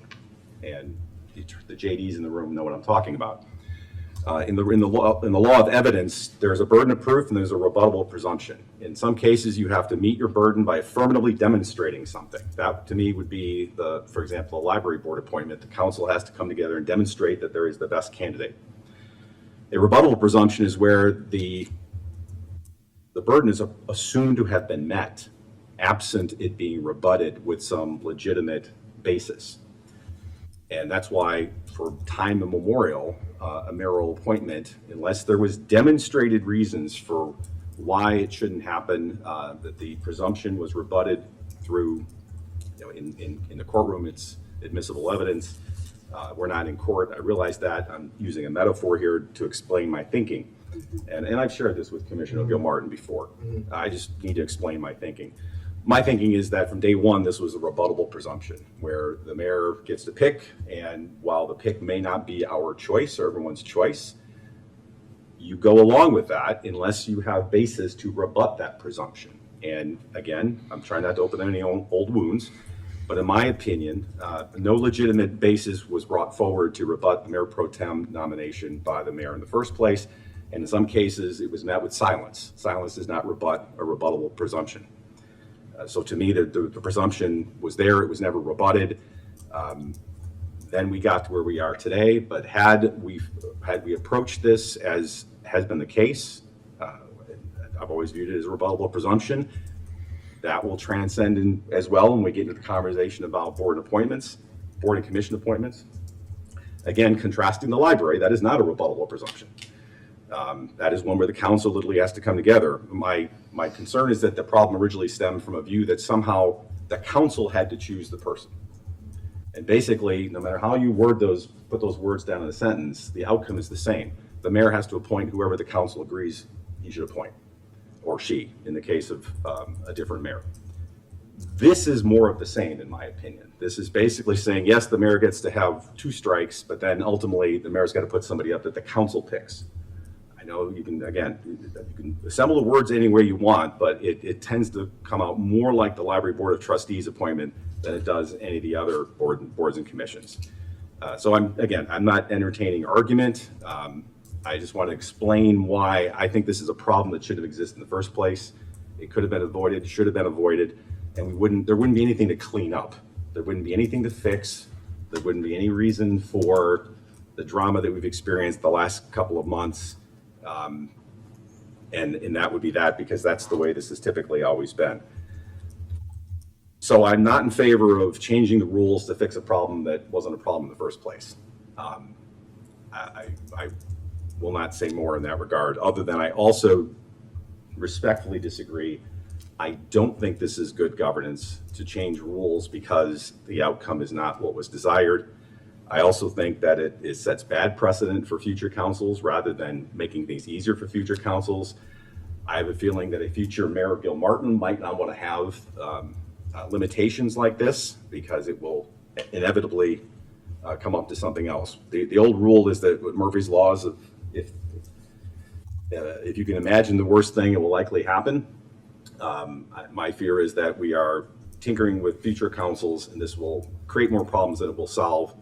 I think there's other ways to address this. But anyway, so that's just explaining to everyone why I was happy to have this conversation. I ultimately think it is unnecessary, should have been avoided in the first place because the presumption was never rebutted. That's all I have for now, Mayor. Anyone else? Leslie, go ahead. Yes. Also not rehashing anything, so I'm not going to say anything about the past. And I do respect Commissioner Tully, what you just said. I actually agree with kind of the sentiment of what you're saying. But I have to say, I guess I just saw the situation in a different way, and we probably are, and I know you and I have had a lot of conversations about it, and I'm glad we can.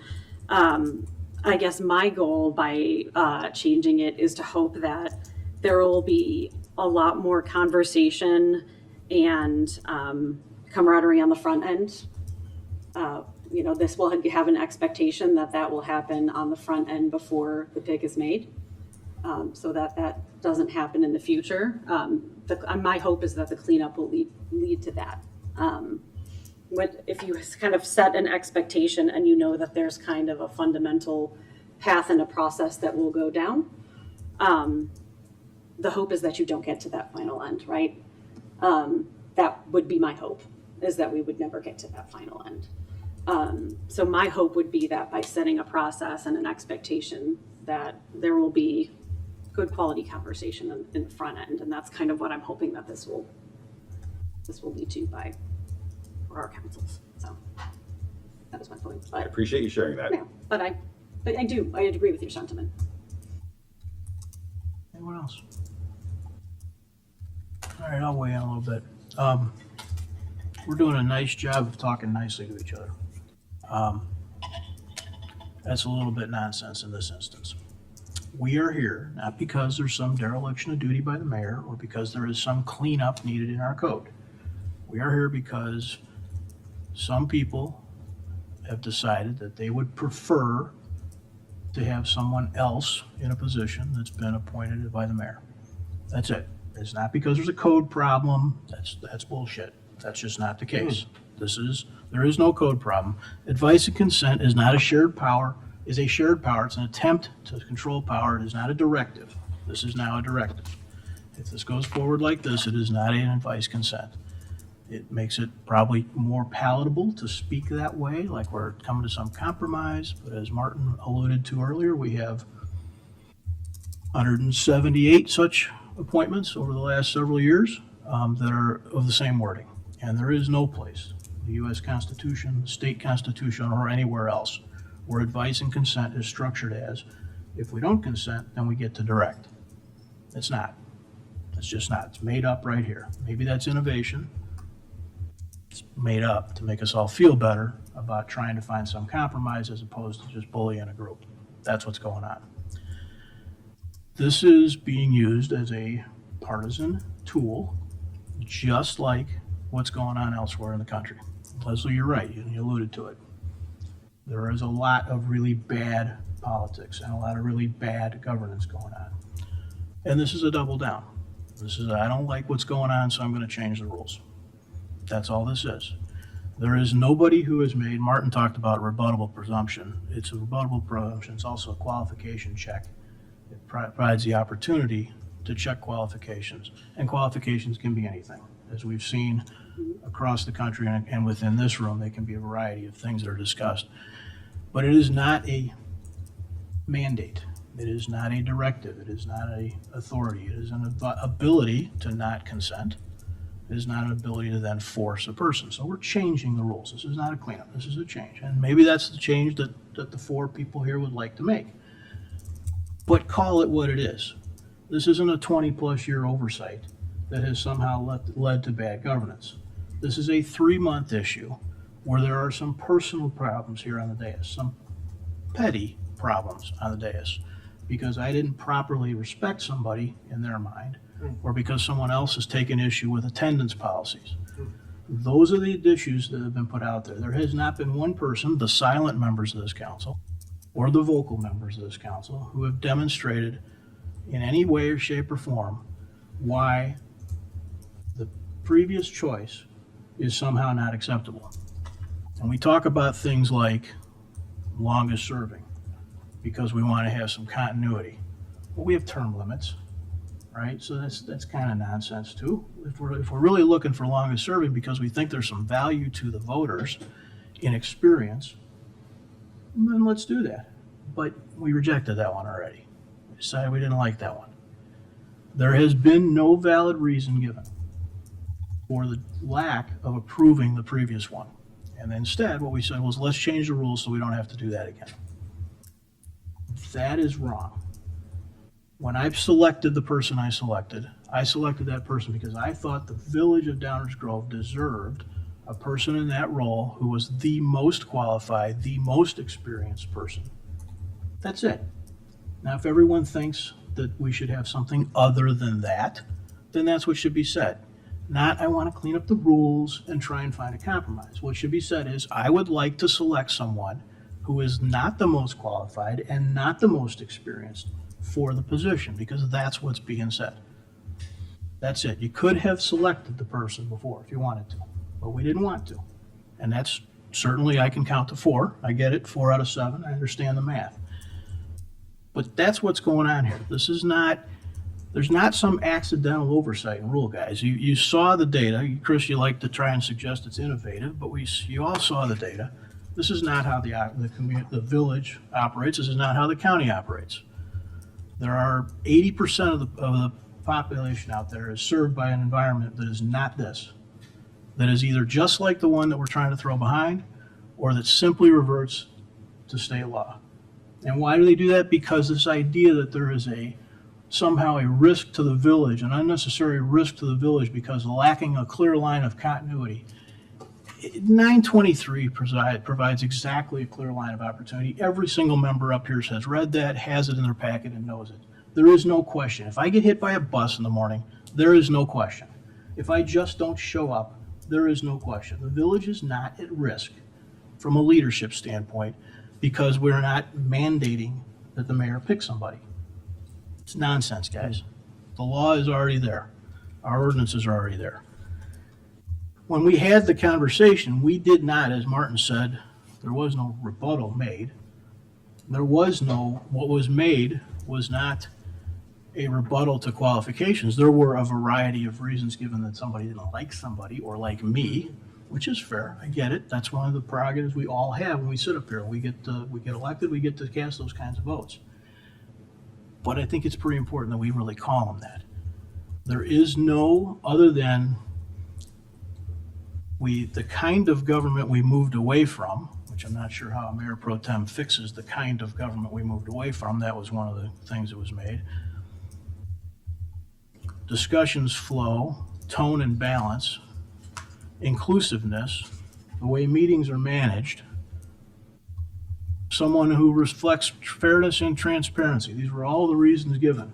The fairness and transparency lacked by Martin Tully, the 6-time elected village commissioner with 2 terms sitting in the center chair, that apparently the village, as recently as 2 years ago, thinks doesn't lack any fairness and transparency. Structural changes with information flows was another reason given. We already know that that's not the case. We figured out that we had misunderstandings about what was even going on, and then we just ditched the meetings. So that's simply not the case either.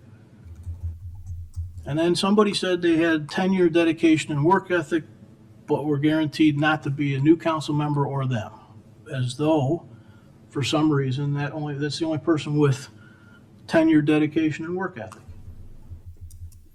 Just not good excuses, guys. I get where this is going. I can count. But it is a hell of a way to start, and it is going to be awfully difficult to say, well, we'll just smile and be nice to each other.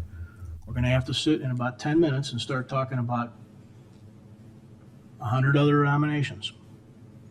And I guess because we need all these changes in the way stuff's going, and we need to have different government, we're going to have to change those too, I assume. Or is this different because it's personal?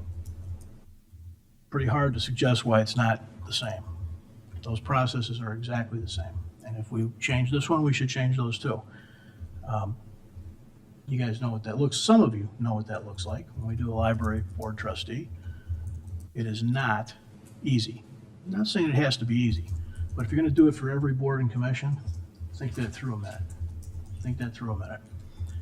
And for the record, I would gladly make another appointment. But not everyone sitting up here is willing, and not everyone sitting up here is qualified. And so the list is short. Tammy, I think you were wanting to say something. Yeah, I think when you were saying people have been silent, you're referring to me and Rob, and I don't want to speak for Rob, so feel free to jump in. And I've been silent not because I'm afraid, not because I don't have, well, now I do have an opinion. I've been silent because as a new member on this council, I find all of this appalling and embarrassing and uncomfortable, and things we could be getting done instead. And instead, I'm seeing personality conflicts, and there's got to be an easier way to solve this than waste hours and hours and hours hearing the same thing over and over again. And that's why I've been silent, and that's why I want to go on the record with anger, but I'm going on the record with anger. You're exactly right. Rob? No, exactly. I'd like to find a way to get past all this stuff. There's an easy way to get past. Select the most qualified, experienced individual to fit in that role if it becomes necessary, because that's what the village deserves. Chris? Yeah, that is certainly one way, Mayor. Another way is to nominate somebody else. Another way is to change the code so that we aren't in this situation again. So it's very clear. This code does not limit any mayor's selection process. It just doesn't. What it does is it provides a fallback when someone doesn't fulfill the appointment. So you can say that nothing has been demonstrated to you, which to me says you didn't listen at all to what I had to say or what Commissioner Sadowski-Fugit had to say about our reasons. which has been said twice or three times already, I'm not interested in going back to rehash.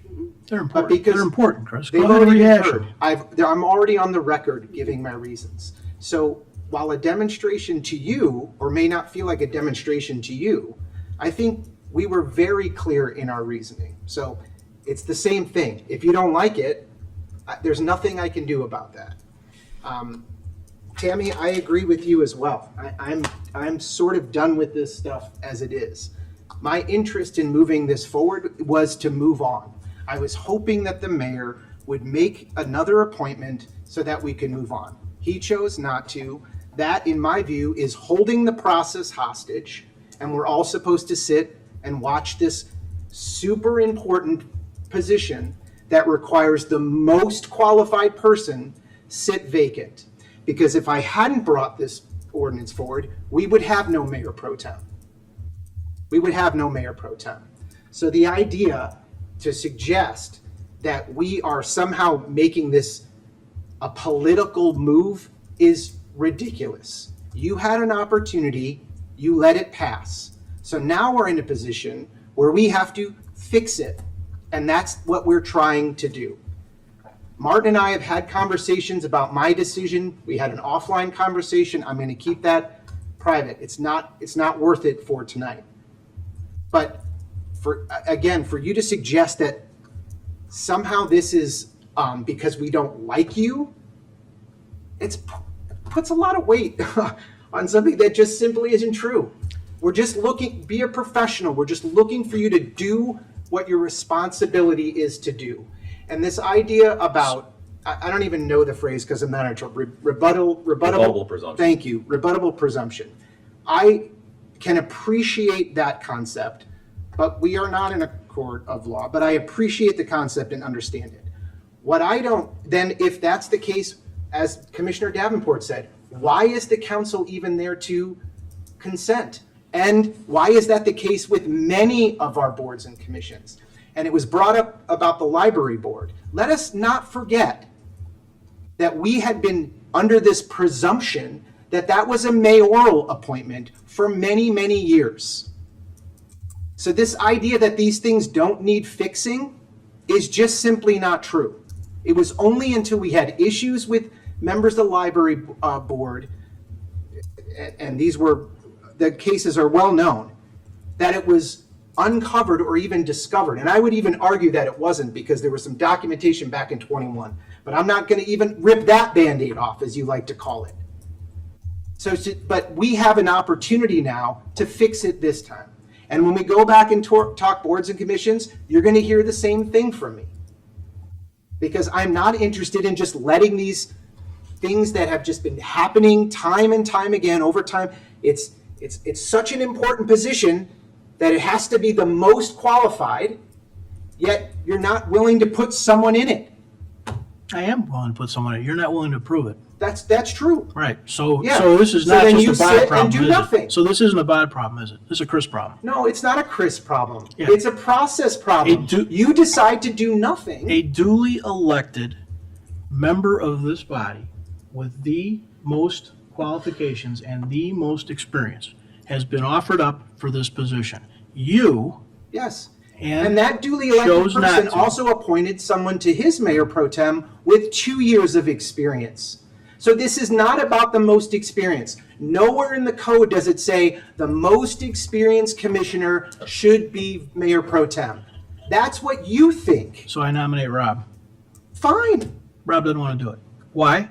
Why do you think? In I- those probably conversations, because he Rob, doesn't you want want to to be caught explain? up in this You want to explain, nonsense. Rob, why when we talked about it, you said you didn't want the job? Because I have 0 years experience, so therefore I don't feel qualified. Yeah, Exactly. Everybody- zero, and what Leslie has and what Mike has, and I would even say what I have, is not the same. It is also not anywhere close to the alternatives that are available to us. Why do we have an emergency succession plan if everyone knows exactly what would happen? Why is that in our code? You don't know why we have an emergency I know session? why. I'm asking you to explain it because you don't seem to tie the connection. It doesn't tie to the mayor pro tem at all. Why not? It does because it The doesn't mayor need pro to tem because is it's mentioned already, in the secession because plan. it's already lined out. It's lined out, and we don't have someone in one of those positions And right then now. what, because and then you what have happens, chosen not- Chris? What happens if we don't? Okay, so we're gonna just wait for these things to unfold and be unprepared.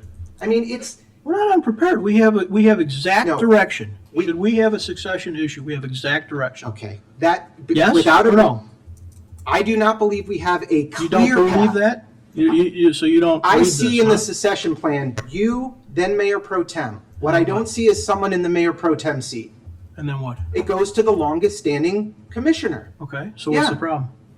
The problem is we have a role that is not filled, and you are holding it hostage to make some point that is still lost on me. Maybe because you didn't get your nomination through. I understand that hurts, but it didn't happen.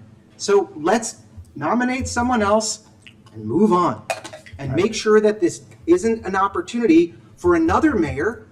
And I appreciate the endorsement, Commissioner Tully, that this happens again. Yeah.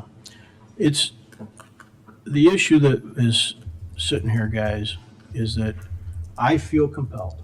Maybe I'm wrong. And obviously, the people that are sitting here are gonna vote differently, and we'll just move on, and that'll be the end, and we will have changed this. But I feel compelled to do a couple of things. I feel compelled to defend what I think is the structure of our organization. We elect a mayor separately on purpose. There are many organizations out there that elect a bunch of people, and that group of people gets together and selects a leader. That is not uncommon. We elect one on purpose. Another rebuttal assumption. No, it's just a fact. That's not a. With that, okay, if you're not going to follow or choose not to follow, within that, between the state code and our election structure, there are in fact differences. This one among equals is legislative in nature. It is not across the board on everything. And so we're changing. Now, we've decided, because we made this law ourselves, that it's not a state definition of a change of government, but it absolutely is. For 20 years, we have elected a mayor, and we have given that mayor certain authorities. And now we've decided we don't want to do that. And that's the right of 4 people to do. But it is not because there is some big government problem. Chris, you did lay it out. You laid it out in empty, non-specific comments. I've watched it 5 times. That's your opinion. What kind of government have we moved away from that we are governing not as our community expects? That's one of the reasons you couldn't live with Martin. I don't know what that even means. Martin said it during the actual meeting. He couldn't figure out what in the world anybody was talking about.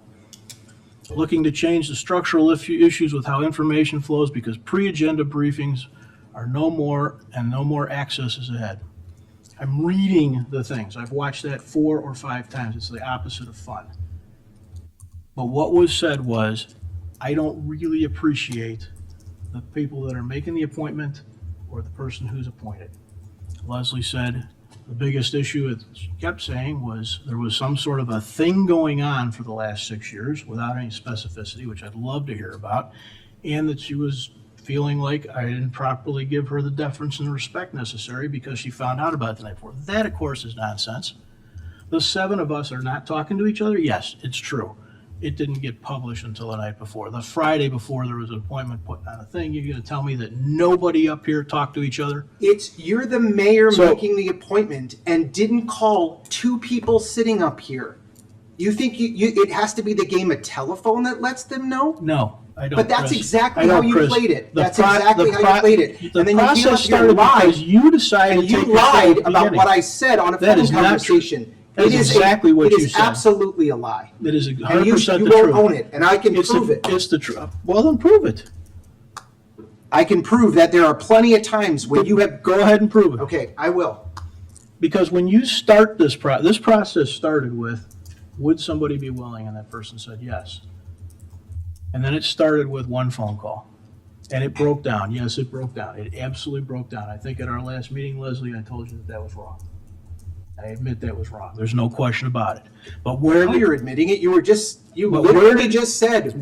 How did you not know? That's on Leslie. Are you in charge of this talking right now? You're in charge, Mayor. For the moment, Go I'm ahead. talking. You're in charge. For the moment, I'm talking.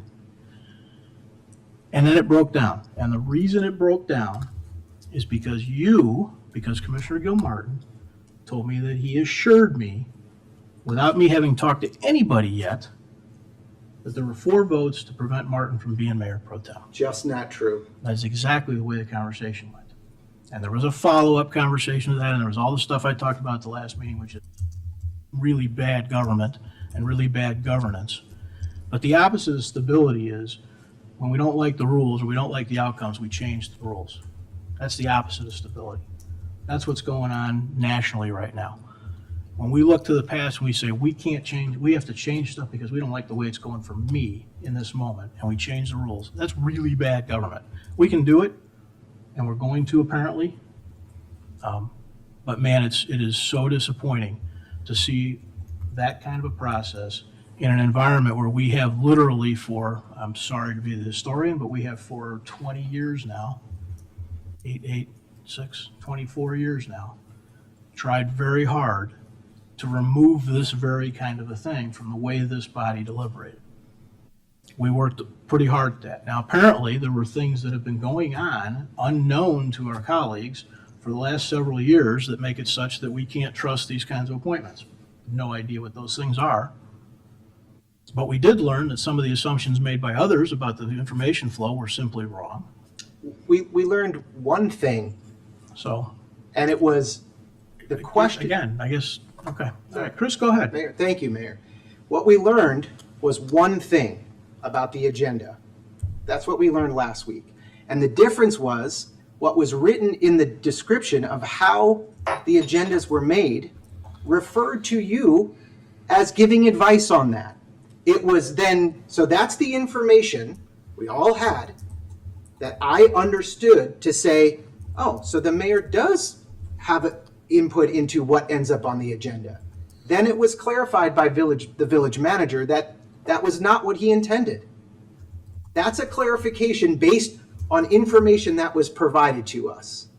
So that's one thing. The other thing is, when we talk about this governance and all that, I have lots of examples I can provide you with where the way things were handled with the mayor and mayor pro tem were not up to snuff for me. I am not interested in spending any more time tonight going over that, but I will happily share those at a future meeting if that's what you're interested in hearing. So you know this doesn't solve that, right? This absolutely Right, solves it. It absolutely solves Solves it. nothing. Because as a member of this council, I have to have the confidence in who I vote for in that position to reflect the values I have for that position. I have to be confident in that. And so the minority isn't given the same affordance. It's a consent vote. No. It's That's a not what your, consent that's what, vote. not what your ordinance suggests it is. Two nominations, Mm-hmm. and then it goes to the longest serving person, which is completely apolitical. Sure, So- but there's so no, so now- there's a guarantee that the longest serving person, your values will align with theirs? There's a No, guarantee of that? of But course that's not. what you just said was important to No, you. that's what's important to me in my vote. That was important to me, and should this pass, I will know. I've got 2 strikes, and then it's going to so-and-so. It will be very clear to me. That's half the council. I don't think this interrupts the mayor's ability to appoint people that can get 4 or more votes. No, it interrupts the mayor's ability to appoint the person that they believe works best with them in this role. Then why isn't the code, it's a mayor's selection, period? You'd have to go back and Of figure that, course. ask the people. But it's not, it's that, I know, I've heard what you and Commissioner Tully have said about you're this trying- rebuttable, whatever it is. well, I it's get not, it. yeah, but it's That's not, a it's not, concept that's in the it's code. not unique to us, Chris. The concept of advice and consent was not established in 2001 by the Village of Downers Grove. That's simply, it's just not the case. Your current interpretation of how that ought to be executed is not the way it's executed elsewhere. It's simply not. But there are lots of ways it's executed elsewhere. It's a There's term. lots of different ways. It's a Mayor term. It may Pro not Tem be a is- marketing term, Chris. It may be a legal term, not a marketing term. Advice and consent actually is a thing. Some sort of dig on my profession. No, it's a dig on- I accept it. I accept it. It's a I'm di- proud to be a marketer. Proud. It's a dig on the fact that what we should be doing is thinking that maybe some of the attorneys in the room would be best giving us advice on that. and advice and consent. Consent It's is so not an interesting. obligation. When Commissioner Davenport gives architectural advice, you bristle. That's not his role up here. Bristle? Yes. You have expressed to me that you don't want to hear that kind of talk. Yet when it's an attorney that fits your narrative, there's no problem. Can't have it both ways. This is kind of a common theme with you, Mayor. What's good for the goose has got to be good for the gander.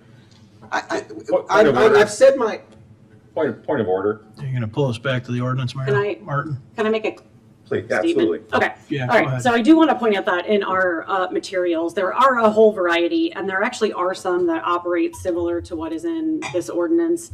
And there are even some that allow for ways to remove a pro tem. So there are quite a few ways to do things. So I'm kind of do want to point that out.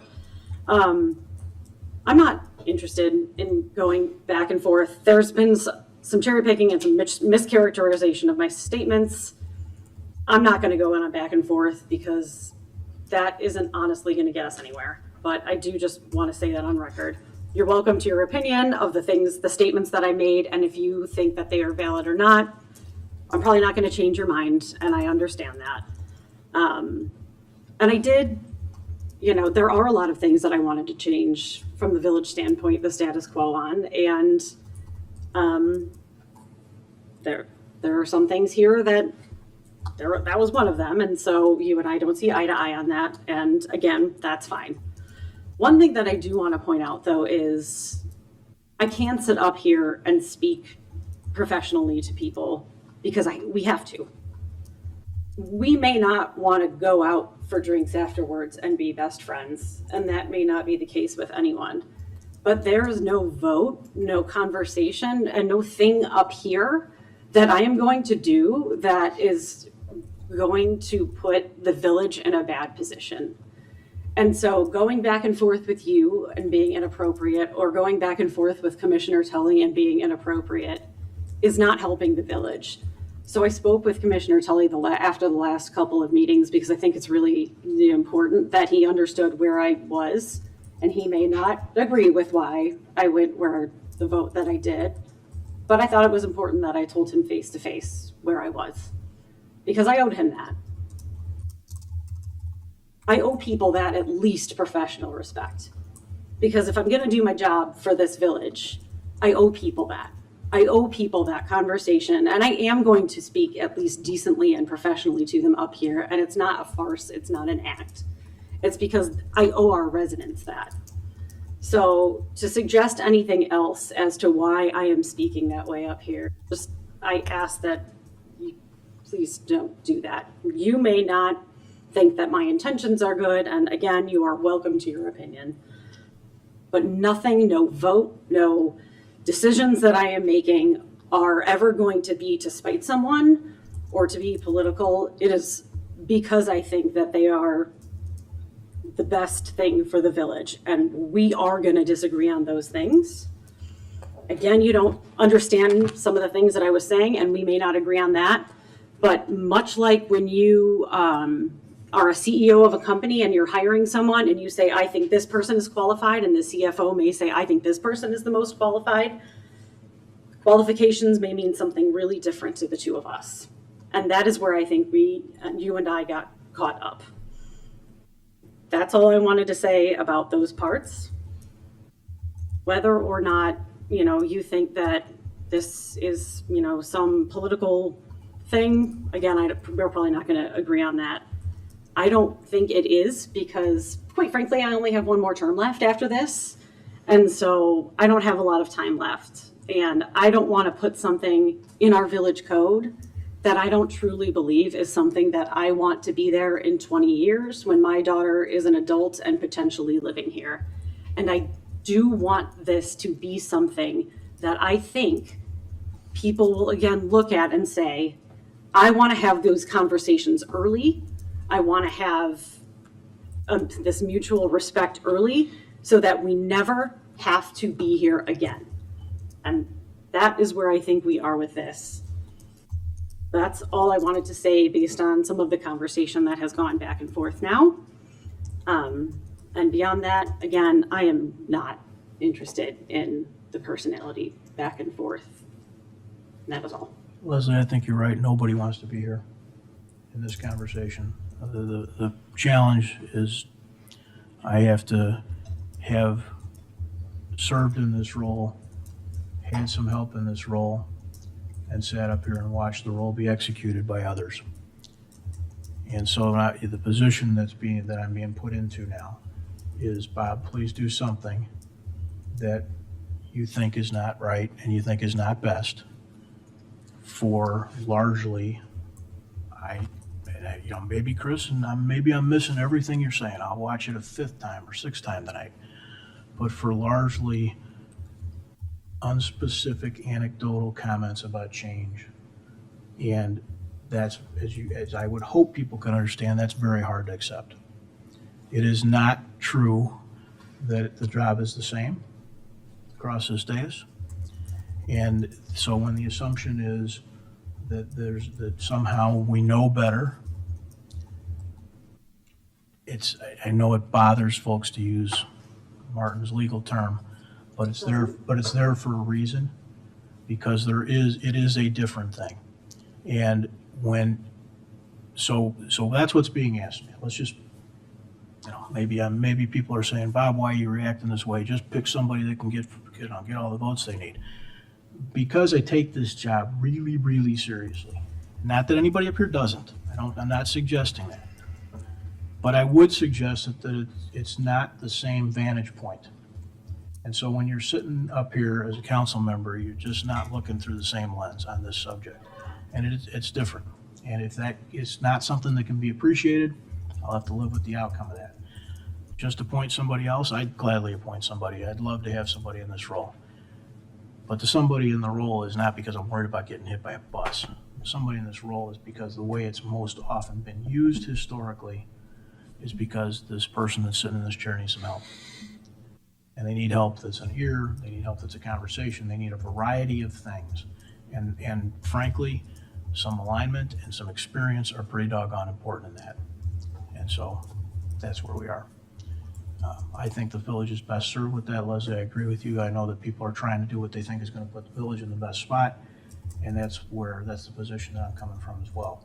I know that if I reflect on my experience sitting in the center chair and my experience having assistance from a mayor pro tem, and I look back in the rearview mirror, I know the qualifications and traits, and the qualifications and traits important there are a degree of candor and camaraderie with the mayor that is different. They are a degree of experience and breadth of experience, both in and out of this role and in other roles with across the village and in leadership and in governance that are important. They are very important. And I'm not real worried about, honestly, Chris will say, well, why didn't I'm sorry. Some might say, well, then why haven't you appointed somebody that's so important? Because I'm filling that role anyway. That's why. You can't do this job and not fill that role. Anybody that would come up here and sit in the center chair would have to fill that role, whether it's filled through this body's approval of a nominee or this person who sits in this mayor's spot. Bless you. Finding a way to fill it absent that, it gets filled. So the position I'm sitting in here, guys, is I feel compelled to defend that ability for the mayor in 2035 and the mayor in 2044. If there's some other piece of this that's important to others here, I guess we'll change the rules. But it is not the type of thing that I would ever want to have another mayor have forced on them. I really don't want that. I don't care if it's you or you or you or you or you, even you back in the day, to have that forced on them, because the role is one that is sure. There is the stuff that we talk about when I'm not going to show up next week and somebody's got to run a meeting. The succession plan is a succession plan. If the shit hits the fan and it's really a problem, we have a system for that. Please, village, understand there's nobody sitting at risk out there as a community because of lack of this position being filled. But the day in and day out stuff that happens and that people talk to and people have to work through, the person in this center chair, whether it's me or it's the next mayor, deserves the right to have that be a person that isn't thrust on them. And yeah, I do think that there's been a lot of ambiguity and insinuation about why that my pick wasn't good enough or couldn't be lived with. Chris, you can go ahead and give me the details on that at some other meeting, because we got more meeting tonight. Mayor, Mike, sure. sounds like we're getting close to having a vote. No. So, No. We're not. First reading. oh, 2 weeks sorry, away. but 2 moving or on, 3 weeks before, away from yeah, having a so vote. just moving And on. discussion. Sorry, end of the discussion, yes. I just want to reiterate that I believe that the mayor pro tem appointment should be at the prerogative of the mayor. There's an election. The village votes for their leadership, and that's why I feel that way. If there was going to be a change made to this ordinance, the change I would have been in favor of was removing the advice and consent part. What we're talking about doing, there's all this, we've all heard a lot. Fundamentally, what we're talking about is, does the mayor get to choose the mayor pro tem, or does the council get to choose the mayor pro tem? Because that's what's happening here with this change. So I just want to make sure everyone kind of fundamentally understands that. Good or bad, it's different communities do things differently. Maybe there's, the majority of this community would rather see this change. I don't know. But I don't really see the need for it, and looking forward to moving on. Thank you, Mayor. Does anyone else want to continue this conversation this evening, or should we move on? Staff would like just one clarification. Hang on, Dave, were you, Yeah, I have a comment to make. well, you should make that first. Hey, Go ahead. you're going to recap, Dave, it might make No, sense. it's a though. clarification. I just wanted, I'll just say this, there was an idea presented of the effective date of the ordinance right now. As written, it would be prospective, and we just want to make sure we reflect the ordinance the next time it comes forward for a vote in a manner acceptable to the council. So just looking for, are there any changes to that? I think you know how I feel. Effective once we pass it. I'm not going to be voting in favor of the ordinance, so it doesn't matter to me what gets changed about it. Thank you. Go ahead. So I agree with you, Commissioner Davenport. Elections do have their results, and it does play into it. And there is the consent part of that is in our current code. And so I don't know that it's totally fair to just say that the mayor was elected, so he gets to do it, because the commission or the council is also elected, and that's part of our responsibility.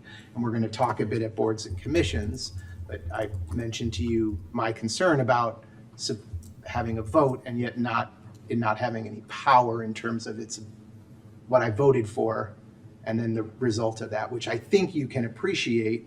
I do. Given some of the library board trustee and the search for accountability, which was important to you in that discussion. Certainly so. That's certainly what I'm looking for here. The second thing I want to clarify is that this is not thrusting someone upon the mayor. Let's just be very clear that the ordinance, as it's written, would allow for 2 appointments, and then the third appointment, or the third, if neither of those happen, falls on the longest standing. That is not a council deciding. It just simply isn't. That's a process by which the default goes to, in the same manner our succession planning does, to the longest serving member. So you can characterize it as the council selecting. I would say we have a role in that selection. Otherwise, it wouldn't be in the code. Agree to disagree. Yeah, It's fair. that's a parsing. It's not the mayor's first choice and not the mayor's second choice. You're starting to run out of choice. Only 4 people left. So it's, It was Chris, the I suppose majority. in a technical. Well, you only can pick from 6. In a technical sense, because it's already predetermined who that person is, then maybe a person isn't being thrust, but the mayor's been told your opinion is not interesting to the balance of the council, your first choice or your second choice. Or one could look at it that the council is being told that their opinion is not important to the mayor. Yeah, it's a different role. It's a different role in Different terms role. of the appointment versus the consent. No, the role of the mayor pro tem is a different role. Different role than what, Mayor? I'm not. It's a role that is largely undefined in our code. It basically says. Part of the challenge, yep. Yeah, right. It basically says the things that the mayor is not available to do, or the Right. things the mayor asks for them to do. Yeah. And so that turns into something that effectively every mayor kind of helps create what the role they're going to work in and the environment they're going to work in at that moment. It isn't created by the others five people that would vote for somebody. And so the mayor is being told, this is the person you're going to create that role with. Not true. And so that's going to be problematic in practice. I'm not gonna, Can I make a suggestion? Maybe Sure. it's a motion, maybe I'm out of line, but with everyone's frame of mind, maybe we shouldn't move on to the next discussion today. I'm sure that's enough. We've got business we gotta take care of. Yeah, you gotta We, do uh, this. All right. Maybe it's just maybe a break. Tammy, I hear you. We'll take a break at Leslie's, right on the mark there. We'll certainly take a break and walk around and I'll breathe a little bit. Hang on one second. Just making sure you saw it. Yeah, I was going to go back over there anyway. Tammy, you're being angry and disappointed and frustrated is something I think is probably shared by 6 colleagues, and I appreciate you saying so. And recognizing that the next subject has got its level of importance too. That wouldn't be great if we were somehow dragging this into it is a good observation. I think we're probably going to want to push forward because we've got this volume and we're not getting together next week. But it's a good caution for all of us. Enzo? Just following up on Dave's request for clarification for any ordinance changes when it comes back. So I don't want any ordinance change like that, but Mike's not going to vote on it. Not interested in the underlying ordinance for the reasons I stated.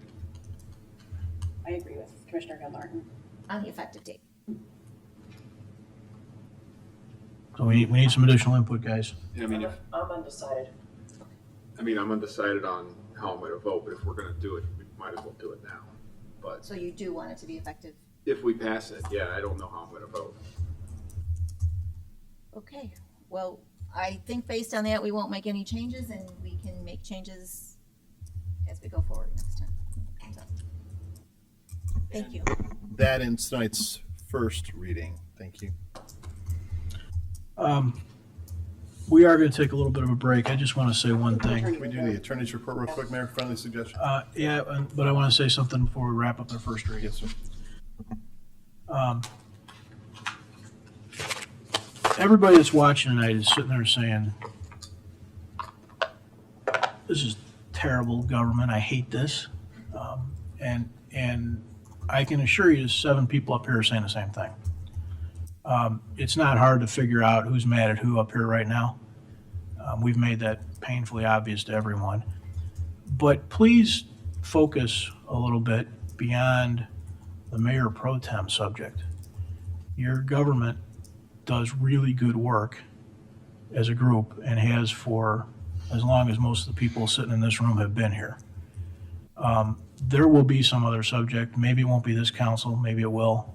I don't know. But there'll be some other subject where people get themselves really sideways up here. That's part of being human and caring. I know that sounds probably a little self-praising, right? Because I'm saying I'm a human and I care. But it is true. And I think it's, Leslie alluded earlier for a minute, to some of the challenges we have on a broader sense from a politics standpoint. And there are plenty of them. We all know them. They're all in front of us. But you just don't see much of that here. And yeah, we got a subject that's got us grumpy. But we did an enormous amount of really good work on our guiding DG stuff, and we're doing good work every single day. And your village is serving you really, really well. And that's true of even Commissioner Gilmartin. I mean that. I mean, I say that because I'm trying to throw a little levity into the situation. He and I are not happy right now. But the truth is that we're doing very good work, and we're going to beat through this. And there'll be some result, and it sounds like probably 4 of us are going to like it, and 3 of us are going to hate it. But the village at Downers Grove and all the people that you rely on are there the very next Wednesday morning.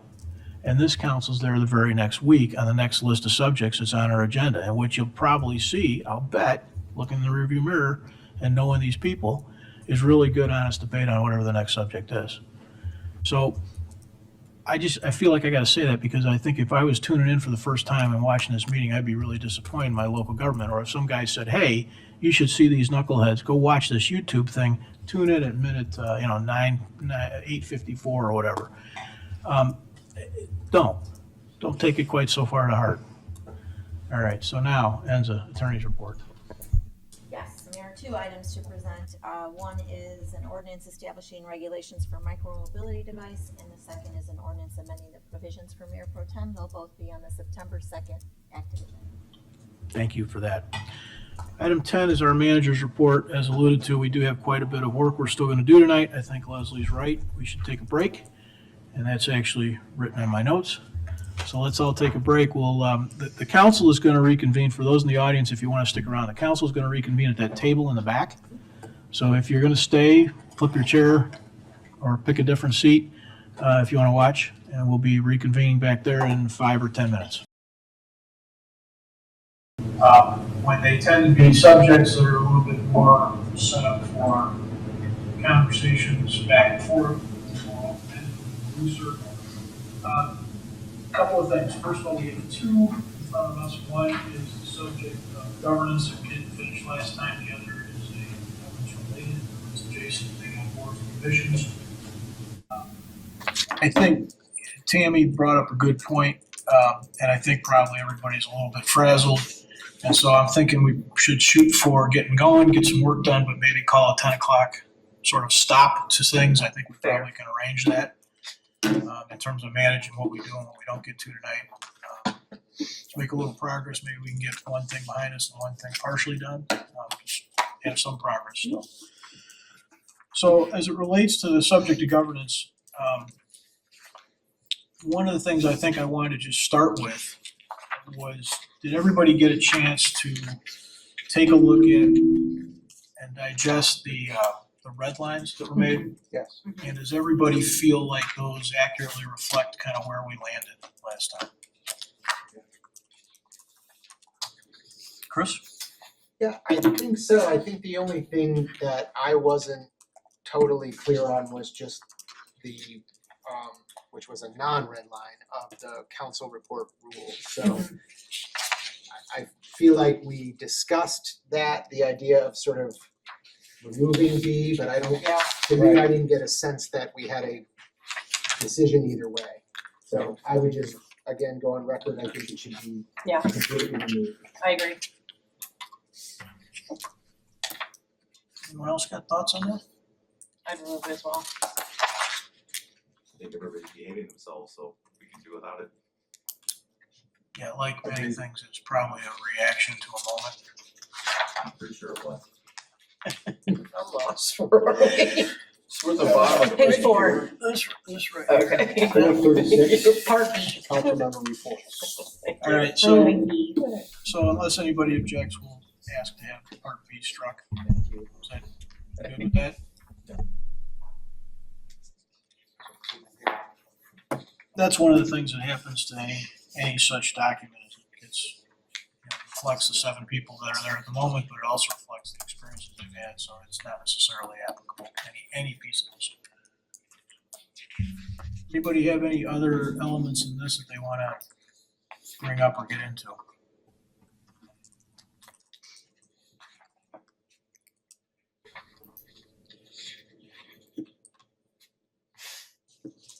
Anybody other than Chris? Chris, go ahead. I just want to, point of clarity, Mayor, I just want to make sure we're obviously talking about the additional governance topics. I don't think I have any changes to the red lines, but some of the additional topics were things that I wanted to discuss, so is now an appropriate time? Yeah, go ahead, yep. Okay. So, I think just starting with sort of the reopening previous village council decisions, I think just given what I think we'll work towards, I don't think this is much of an issue as I maybe thought it was a while ago. My only concern was just some times when I had given a commissioner report and felt like I was being I'll just be honest, chastised for opening a different discussion or our previous discussion. And I was just looking for clarity around sort of what the policy is there. We have some, in this document here, it's not clear. I understand why. So I guess having said all that, I'm not really worried about it anymore. So I don't feel like we need to discuss that one specifically. I will just keep an eye out for that, and if it becomes an issue, we can address it then. I also did not know that Robert's Rules of Order had that, so I appreciate that being in there. That's really helpful. Which was interesting because under the Roberts Rule, it stated that you have, only the majority opinion can revisit. Yeah, that's interesting. I didn't know that. I think that's probably, that, thinking back to item B that we just struck, right? If we had a situation, and we have in the past, you have to go back a little ways, but where council member reports was basically, let me get my last word from the last meeting that I didn't get, and so that's probably why there's been moments where it was a concern, a little bit like B, I think it's probably related, so it's probably not an issue. Okay. Yeah. Maybe just moving down, unless anybody else has any comments on that, moving down to the education and unique processes. So it was mentioned in the report, I sort of brought this up last time, of just feeling like there were times when we were doing something that seemed a little out of the norm and maybe didn't feel like I had all the information on the why we were doing things a certain way, maybe a theme you guys may recognize with me. And the ad hoc committee was certainly one. I would also say that when we had all those priority action items, the prior council had 17 action, we actually had like 30 action items. And then we had to figure out how we were going to pare it down, and that was kind of a new process. What I will say is staff did a great job of educating us all on that. I'm not sure everybody understood how it was ultimately working, which is not something we need to get into. But that was another example of where it was a new process that we needed to develop one, because we hadn't been in the situation where we had 30, 35 action items, and how do you figure out what becomes the list. So that was just another example, and I'm just asking that staff keep those types of unique situations, whether it's ad hoc, whether it's PAI, in mind, and stretch to make sure we're all understanding what the process would be. That's what my ask is. So that I understand, so that I can contribute to clarity. Yeah. I think of it in terms of there's things that we have to do it this way because there's some statute or law that says this is what you have to do. Like making sure we let NSA give the attorney's report because it's required to do that. Then there are things where at some point in time, the village decided that this was something that worked. And so we've kind of done it that way. Then there's the things where, well, this isn't exactly like anything else, but we're going to draw upon experiences. It's not exactly the same, but we're going to try to come up with a solution based on other things that have been done. There's no way to do this, but we're going to try to say this makes sense. Is it, let's be clear about what we're talking about, 1, 2, or 3, because that makes perfect sense to me. And that's the way I think of it. Is there's sometimes NSA says, nope, got to do it this way, state law. Okay, fine. Right, exactly. And that's part of what I was saying. Like, if there's not a policy or an ordinance or statutory way that we have to do something, then make it more clear that this is not a have to, but this is a suggestion based on practices, experience, observations, and looking at other things that have happened in the course of village. Fair point. And the only other thing I would add is that if there is something that maybe there's a time frame. So if there's something that we haven't done for 10 years and we're redoing it, or we're maybe there's a little more spotlight put on that, rather than just because some of us don't have the pleasure of having been through a lot of this stuff for 20 years and plus. And so just, I don't know, it's arbitrary, but a 10-year mark of if we haven't created an ad hoc committee in 10 years, we have to define what that process, we have to make sure we're defining that, or we haven't changed the way we're doing Right. that stuff. We have some kind of threshold of, okay, a 10-year mark seems like anything older than that might be something we should look at. Also, yeah, expectations may have changed. You Oh, may for have sure. changed. Everything around us, Of course, context may yeah. have changed. So All yeah, the it's people. useful to do it Yeah, anyway. That's all fair comment. Okay. Anybody else? No. Okay. Good. And then the other two were just the activities during the municipal election cycle. So this is sort of the no-fly zone conversation that I feel like was in place at one point. I don't know. Well, in this, and again, It's very confusing for me. Yeah. It's confusing. this is nothing more than a practice. Just check it. Looking over your shoulder, check it. This is nothing more than a practice. This literally goes back to a council in the early 2000s, which felt very uncomfortable making any major policy decisions proximate to an election because it was, I don't want to say perceived, but there was a concern that it would be perceived that all of a sudden somebody was introducing a new business item, or they were, let's vote on something that's going to curry public favor. In other words, to cut to the chase, that policy decisions would steer the outcomes of elections. So putting an important policy decision, whatever proximate is, I forget what the no-fly zone. but Or it's- elections could steer the policy that you are discussing. Correct. Yeah, Correct. yeah, Yeah, yeah, absolutely. yeah, yeah, 100%. So both, yes, Yeah. both ways. So the concern was that people would vote differently because it was close to election and opposed if they weren't. And that's not good governance, but also that people would act differently prior to an election on important issues. That was the reason behind it. There were a couple of council members that felt super strongly about that. And I think the rest were, well, if staff can manage our business and accommodate those concerns or perceived concerns, fine. I frankly have never seen that actually happen, to my knowledge, ever. Maybe it happened secretly, I didn't know it, but I think people sort of act who they are and hopefully will be themselves for the entire 4 years they're sitting in the council. So personally, I don't feel strongly about that, but there were council members that did. I think it's important that the council have an awareness of the impact it can have, right? But beyond that, to have kind of a practice that says we won't do this could come at the expense of being able to get good work done on behalf of the village.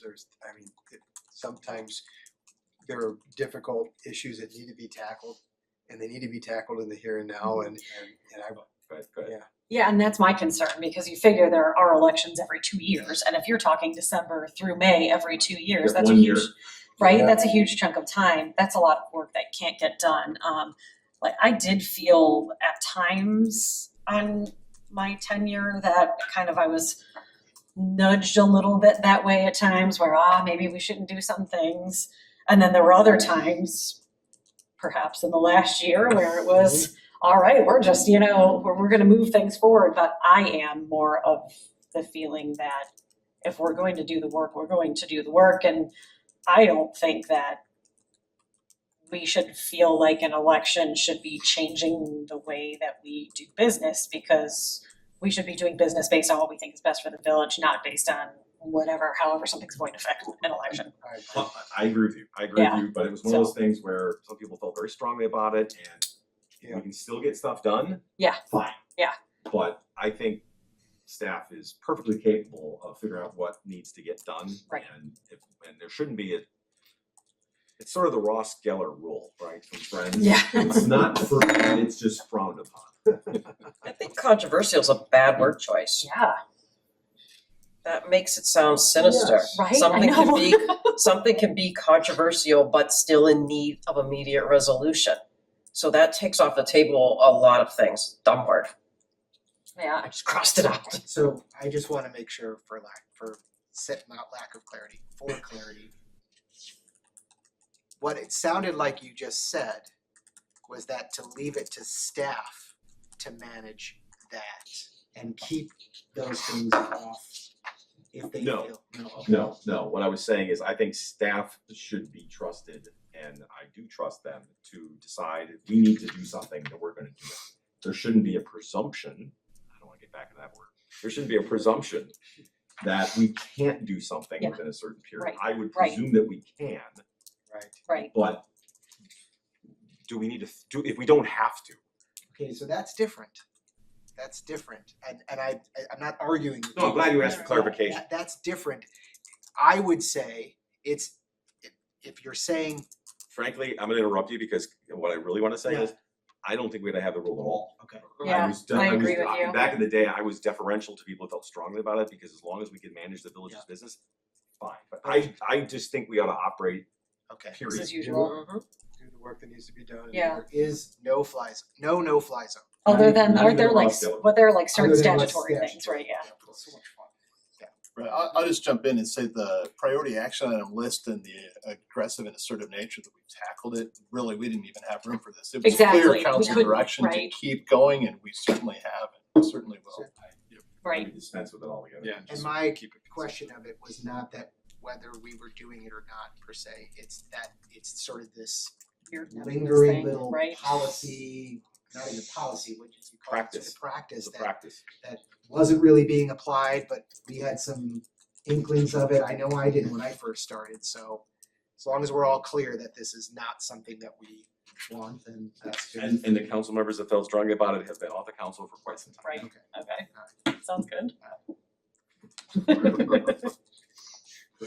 Excellent. And the last thing, It also, let me just add that also takes, I mean, Leslie described it, let me just describe it another way. It takes 6 months out of everybody's workload. yeah, So much I time. mean, forget about the Yeah, well, we can one do thing rock salt and come out and get people. well, the one thing that might come up that would be, critical, we'd probably all handle anyway, but just the general sort of operating method of taking 6 months and saying we're just not gonna tackle hard stuff. Yeah. It doesn't serve anybody well.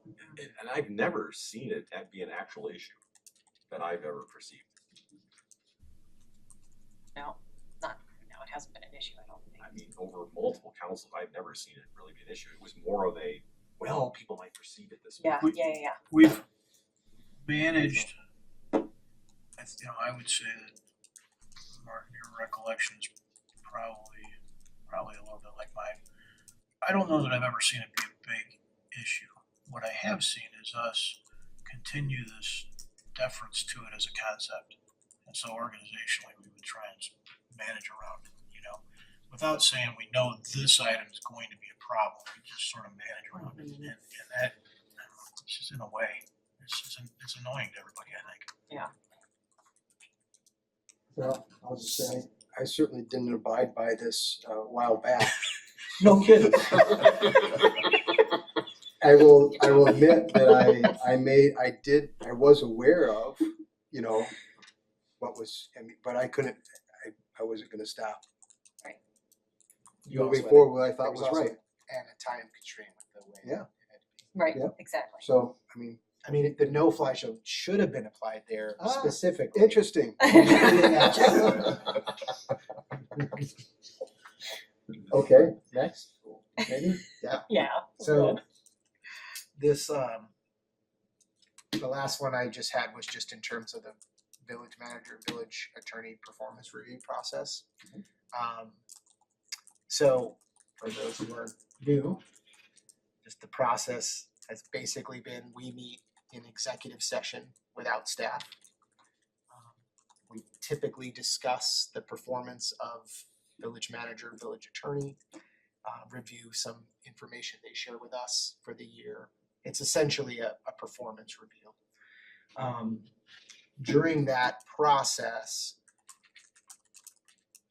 we create a collective review. So in other words, we all sort of discuss if there are things that we think are going well, if there are opportunities for improvement. And I think we have developed a consensus model around, that's what it's been, a consensus model. So if That's been the practice. that's been the practice, 4 or 5 people say, we love the way they fill our notepads all the way up when they put them on the dais. then that sort of gets put into the review, and there is a written review that goes along with that. And Mayor, you can jump in here what you want, but my understanding is the mayor has typically asked the mayor pro tem, in my experience, to write that up. That then gets circulated to everyone just to gut check that what is in that document is the collective response. Right? We all can comment, and then it gets over, the mayor delivers that. So all of that is fine with me. The only concern I have had is this idea that during the mayor's conversation that individual feedback can be shared or was shared and attributed to me. And it wasn't that I was not happy to share that. It was actually suggested in the last one that hey, if that's the way you feel and the rest of us don't, just talk to him in your next, which was exactly what I planned to do. So the mayor and I had a little difference of opinion on how that should have happened. I do not think my feedback should have been shared specifically and also not attributed to me specifically, because it sort of, for lots of reasons, not least of which my understanding is it was a confidential session. So in subsequent conversations with the mayor, who basically leads that process, he expressed to me that he was going to continue to do that. And I want to make sure that if this council agrees with that, should happen, fine. I'm just looking for more feedback, because I just find it hard to believe that based on the process, anyone would want their individual feedback that did not make sort of the collective review shared specifically and attributed. Characterize that? Yeah, it's mostly accurate. Timing matters a little bit. The conversation, the follow-up conversation that I have with our staff is a recap of our meetings. Happens before that document is prepared and circulated and sent. The document is typically, I think often a couple of weeks after that meeting. And as you can probably appreciate, our employees are anxious for, how that meeting that you guys were sitting there till 11 o'clock talking about is going. So if there's there's some way that people want stuff to be more anonymously attributed, fine. But the idea that there would be only the content of that circulated and sort of consensus-derived letter is the only thing that is distributed or shared, it doesn't line up from a timing standpoint. Unless we're going to collectively write that letter that night. What's going to happen is the very next day, people are going to say, how'd that meeting go? And rightfully so. And so what I've done is try to share what went on at that meeting and say, and there'll be a letter that follows up on this. So that's where I think there's a timing mismatch there. Can I suggest something? This is what you and I talked about. First of all, I'm going to take a step back and I'm going to comment on the issue at hand.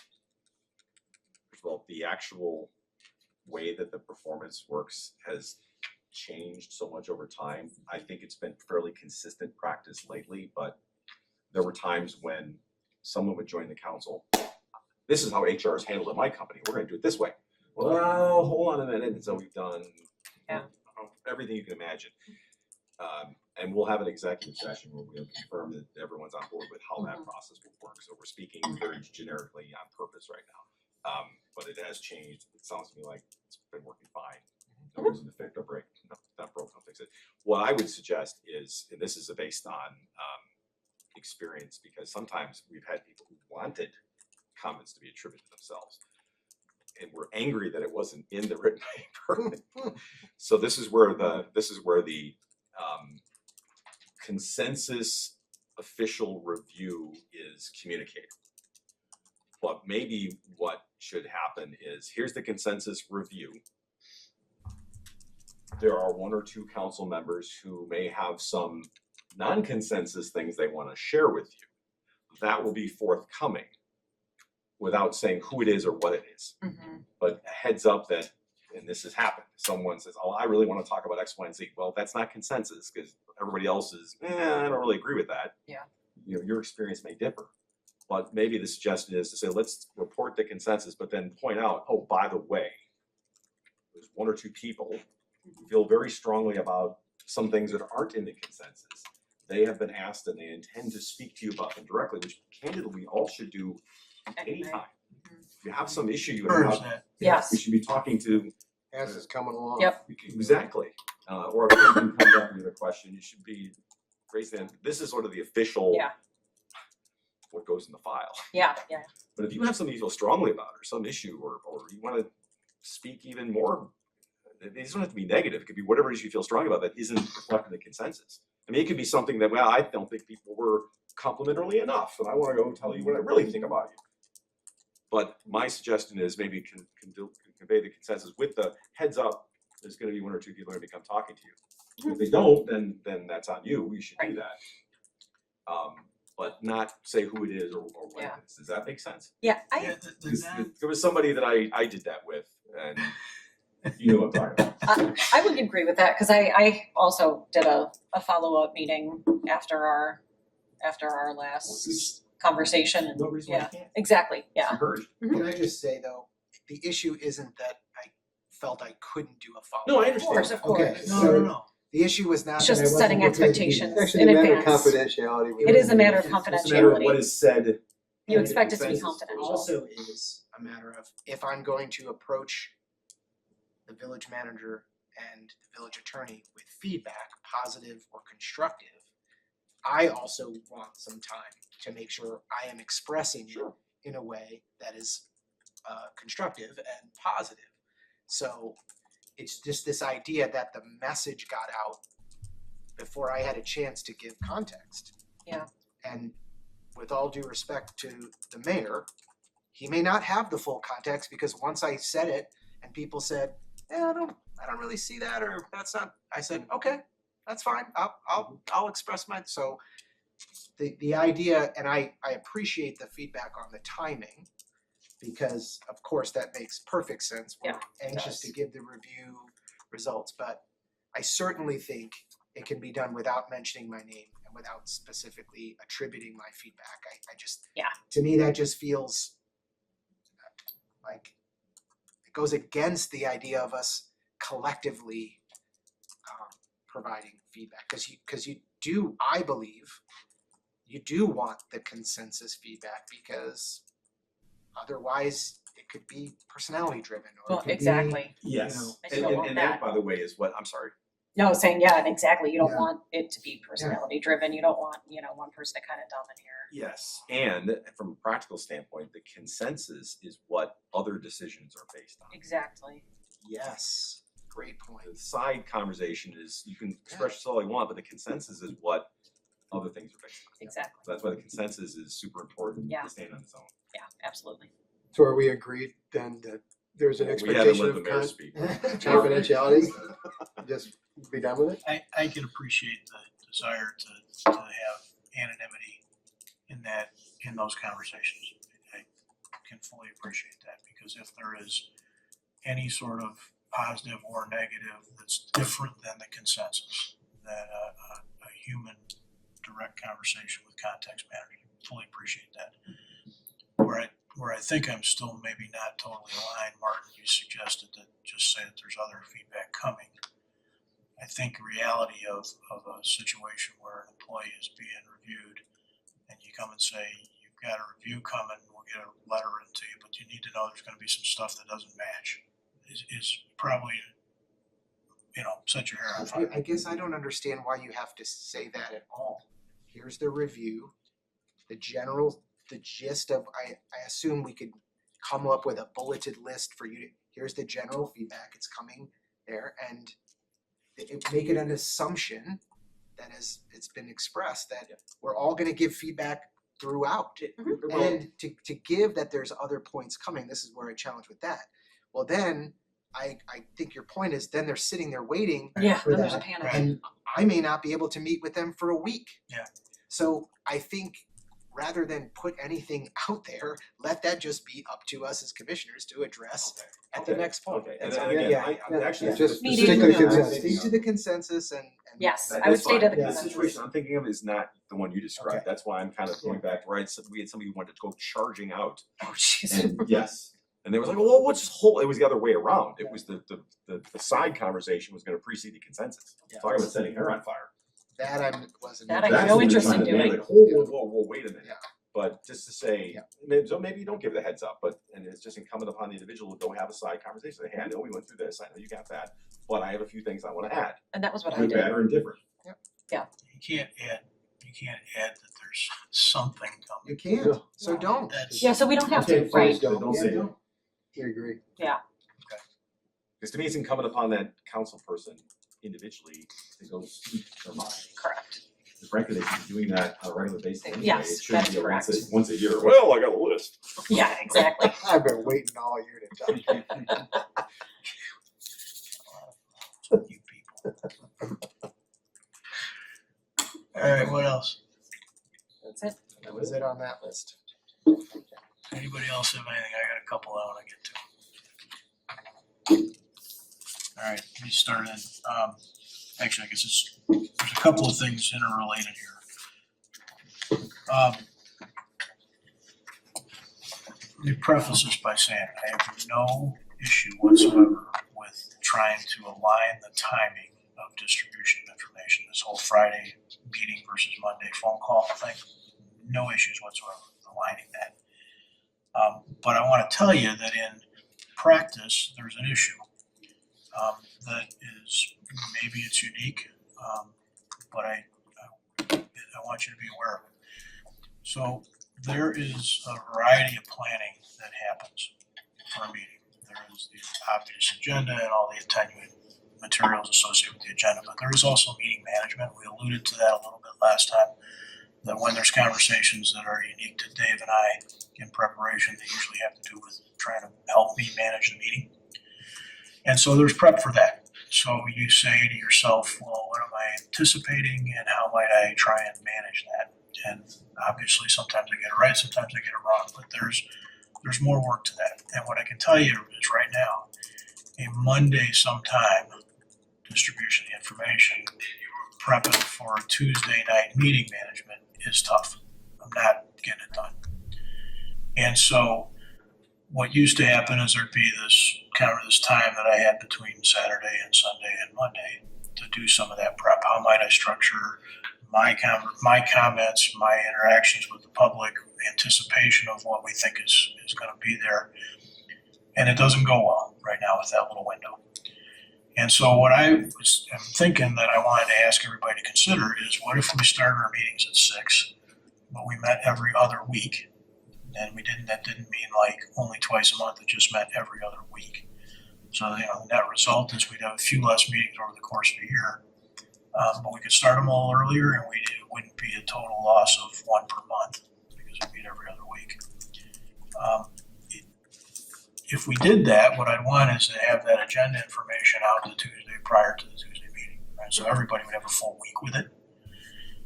You might find that, when we go back and reflect on some of the criticism that we get from the public, it's not enough time to know about stuff too. We've heard that certainly from the public. I didn't know about it till Friday afternoon, and now we're talking about it. So there might be a benefit there as well. But I can tell you, as the person who's also responsible for managing the meeting, I need more time than Monday to Tuesday. I just do. So, Mike? So if this change is leading to what you just suggested, I'm not in favor of it at all. I think it gets difficult for the public to understand, okay, what is it this week or is it next week? Where are we at? Right now there's an expectation that the public knows we meet first 3 Tuesdays. Boom. I just don't think it's in our best interest or the community's best interest for us to change that rhythm. It needs to be predictable. That's the way, it's also the way most other governmental entities are functioning in our area. And so I think it's kind of for us to maybe go against the norm. create some confusion. I'm gonna channel Chris here for a moment because Okay. because that's the way we've done it. Let's doesn't go, mean buddy. that we shouldn't revisit it. Put your seatbelts on. And candidly, I hear what you're saying, but we've changed this multiple times over the last 2 decades. And today's pattern becomes tomorrow's pattern. You know what I mean? It's late. Yes. Today's this is disruptive becomes tomorrow's pattern. That's what I meant to say. So we used to meet 4 times a month, and we had workshop and voting meetings. Then we went to 3 times. Okay. Back in the day, we met on Mondays. Okay. And it got moved. So at some point in time, people get used to it. So it's really what Sure. works best Changing for the time, changing the day. our staff and the council. Changing the day. Can I need some clarification on Yeah, go ahead. exactly what you're asking for. What's the struggle you're having with Monday? Is it that just because we're having calls on Monday? I mean, we get all the materials on Friday. Now, the call is, so I'll just speak for my method, Yeah. my process. Yeah. We get the materials on Friday, we read them, right? Sure. Yeah. But what happens in the call, whether it's Friday morning in a Yeah. live meeting or Monday on the phone, is we get more context, right? There's a back and forth. There's, hey, I read something I don't fully understand, or as a heads up, we've got a bunch of phone calls about whatever. There's way more context built into it, and it's not until that point that you start to understand some of the dynamics that are going to be expected in the meeting management. And it's just, I see. yeah, we can read this stuff anytime. It's that added coloring in that happens as a function of the live conversation, and it's 2 directional. I mean, I'm sure it happens for all of us to some degree, or some, and probably subject matter specific sometimes. But in that, associated with that, beyond just getting to the point of personal comfort with subject material, is a strategy for trying to manage the meeting. And it just is. It's just what I'm experiencing. Yeah. So I can appreciate that. Now I understand where you're coming from. If I'm being totally honest, I have no interest in changing the cadence of when and how often we're meeting.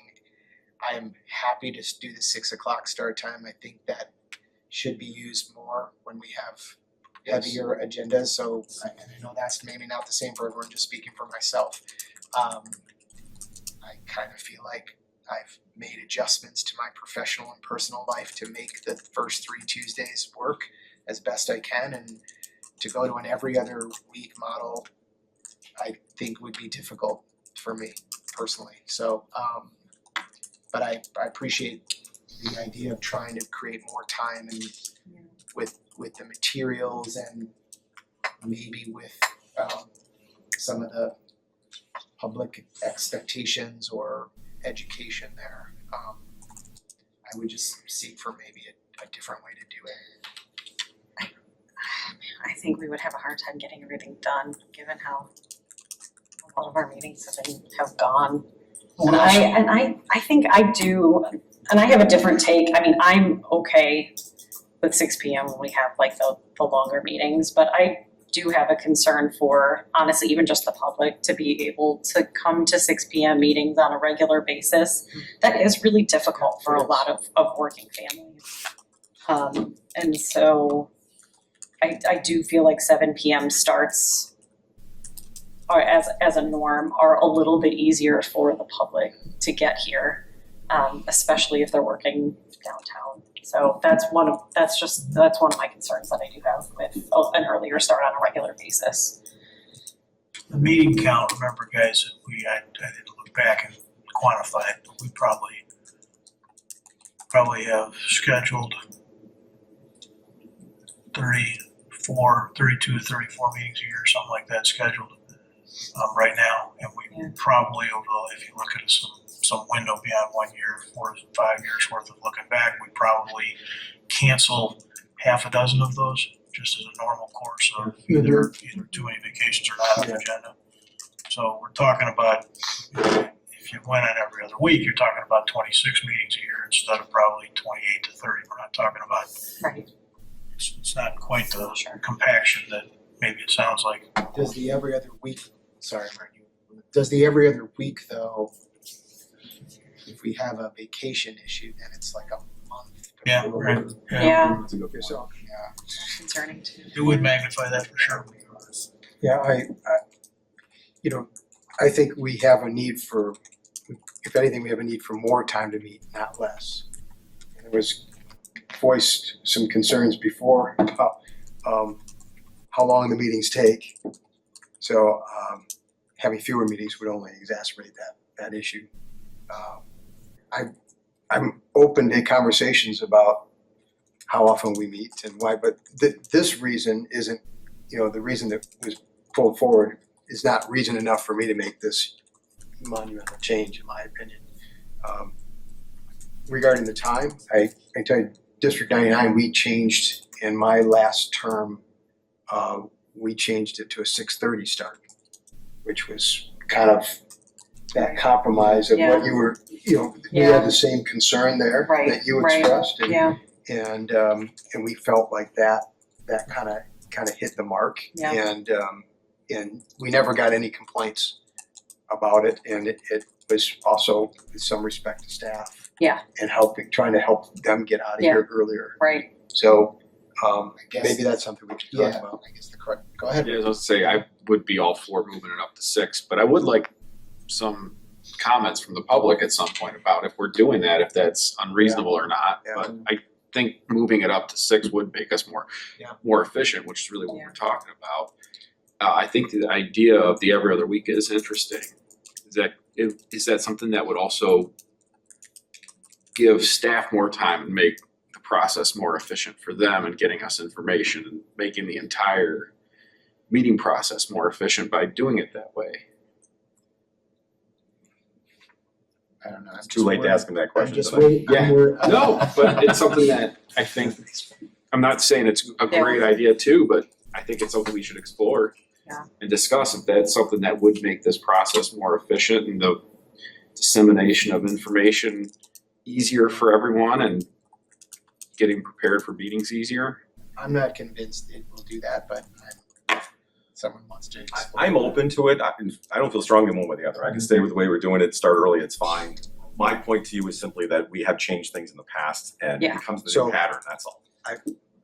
It's just, this would be a rather irregular pattern as compared to what we've done in the past and what other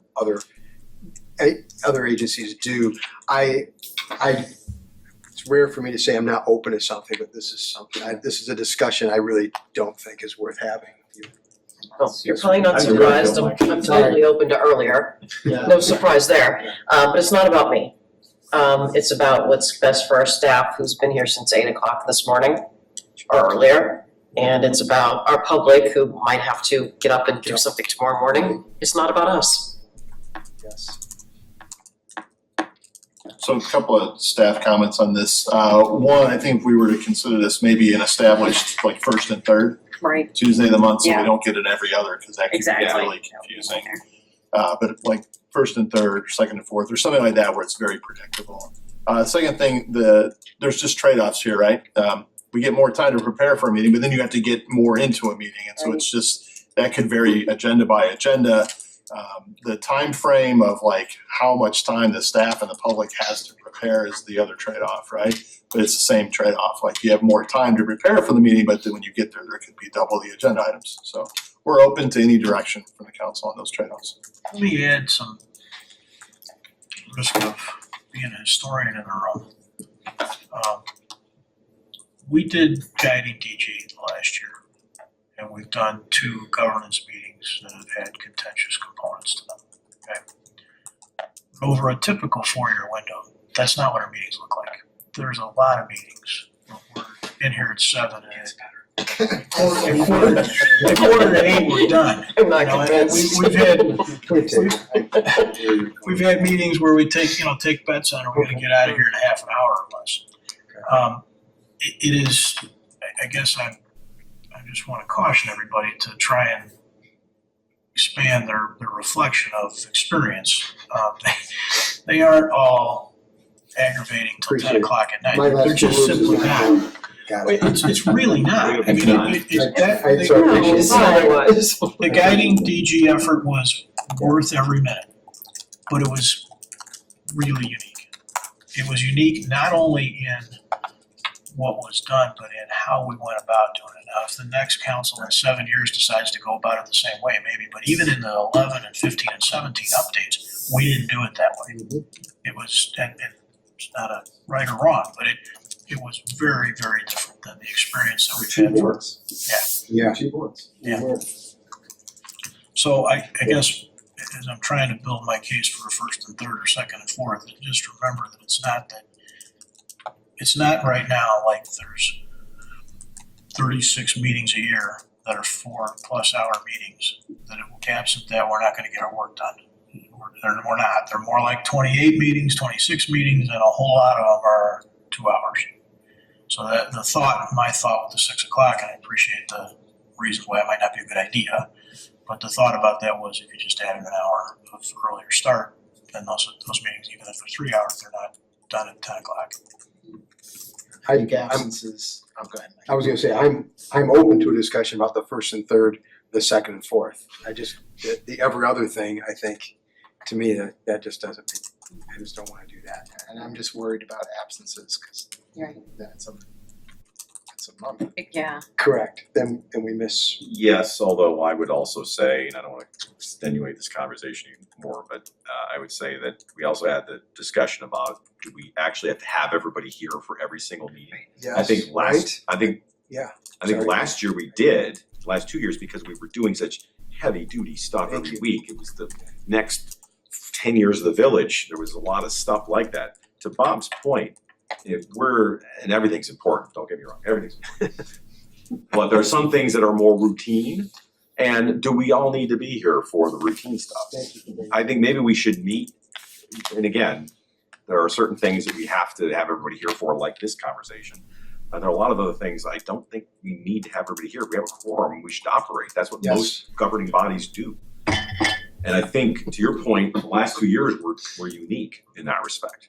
There was you may remember, some of us certainly remember, the lead up to deciding to do guiding DG the way we did it, meaning absent a steering committee of some kind. Right. We sort of all looked at each other and put the expectation on each other that we were going to make every effort to be here, and that we were also going to manage agendas to try and make sure we were all here, right? That's right. And as Martin described, and certainly the way I remember many, many years prior, that just wasn't always the case. There were a lot of meetings with 6 people. Business. Yeah, or 5. We had this similar discussion at the dais when I first joined the council a couple of years ago, and I expressed a similar. Cause I was hearing that we needed to all be here, and I if we've got a quorum, we can get work done, and so I fully understand that there's some things we all do need to be here for, but it may not be as big of an issue as I may have been thinking it was. That perhaps it won't be that difficult to still get the work done if we're only meeting twice a month, because we won't have to cancel too many meetings. I think we should avoid canceling unless absolutely necessary. If I could chime in, staff's been thinking a lot about this since the last governance meeting, and we think the only 3 types of discussions that staff would sort of schedule around to make sure all 7 were here are long-range planning financial strategy decisions, long-range planning priority action item decisions, and governance meetings. That would be it. New business items. Yeah, that is interesting to make sure that the sort of the sponsor of new business items is present to present it. Right. But even that is historically not as. So this new business isn't to a wrestling match. Yeah. Just making sure it's on the list of things where we would want Of course. everybody there. Of course. I don't agree with that, Chris. I don't know. I think it's important. If you look at most of the history of new business items, 10 years or more, they're not changes to our structure of governance. They're just subjects that somebody wants to sort of sponsor, they'd be brought up. I don't need to be here Right. If it's a new business item that's related to any of those 3 things that were mentioned, then that falls into those those three things, but outside of that, Yeah. it's incumbent upon me, if I'm bringing forward a new business item, it's outside of that, then I should be bringing it forward at a time when I can be there. Yeah. Leslie's done that a couple of times. Yeah. Effectively. Right. We're talking about introducing it, we're talking about voting on it. Right. Oh, well, the same thing. Okay, so you get sick the day that your new That's what business was going through my item head, just as you said it. Well, if it's not, why can't it just be deferred till the next meeting? I It could. don't know, because we may not have a next meeting, or, I don't know, I get your point. I just don't like this idea at all. No, It's pretty obvious, but. Things can come up Yeah. unplanned. You hope that, I think we are looking at the last few months, as you pointed out, Mayor, and feeling like it's always gonna be like this, and it's Yeah. not. And I would much rather have more meetings with opportunities for us to get together and spend 20 minutes and get out of here than pack every other week. Can I just propose a suggestion? Can we kind of go back from maybe like, I don't know, a certain number of years, and I don't know if we include 2020 or not, because that was messy. And just kind of take a look at the length of meetings. I was just kind of just now scrolling through some of the YouTube videos and the length. And there were some that were maybe like 30 or 45, but there were a pretty significant amount that were an hour 40 to 3 hours. So, I mean, again, it's just hard to know by scrolling through a YouTube chat playlist. Yeah. But I mean, if we could maybe kind of go back and take a look and actually look at, all right, what are those hours looking like and what potentially could it look like in a year? That might make me feel a little better. I'd like to kind of see the numbers in it, if that's okay. Yeah. But I think the other thing is, if we have the meeting, we always have the option to take it away. 23, I was looking at this for no-fly zone. 23 from November to April, we canceled like 5 meetings. So to me, that was more, and that was when I guess it was before we started the priority actions, but it was probably indicative of like, we just didn't have the meeting. I don't, obviously the reasons aren't listed there, but there were way more meetings canceled than I actually remembered. So the idea that we can take them away is the point I'm trying to make again, but I've made it already. I'm for one, I'm comfortable leaving it the way it is right now. The notion that we might move it up to 6:30 or something like that, I'm good with that, that sort of idea. But if everybody, Mayor, if the idea is somehow that we can function better, it all works better if we're just meeting twice a month, then, I'm not gonna stand in the way of that. But I think. Let's do two things. Let's get the data that Leslie was looking for. I think it gives us a little context on what these meetings really are. Maybe they aren't the ones that are fresh in our heads. Yeah, right? exactly, yeah. And then the other thing I think might be helpful is if we know how many meetings we actually had every year. Yeah. We don't have Exactly. 36 of them, so. Right. A few years worth of information and just see if it feels like it's something that's manageable, or if we be losing a ton of stuff.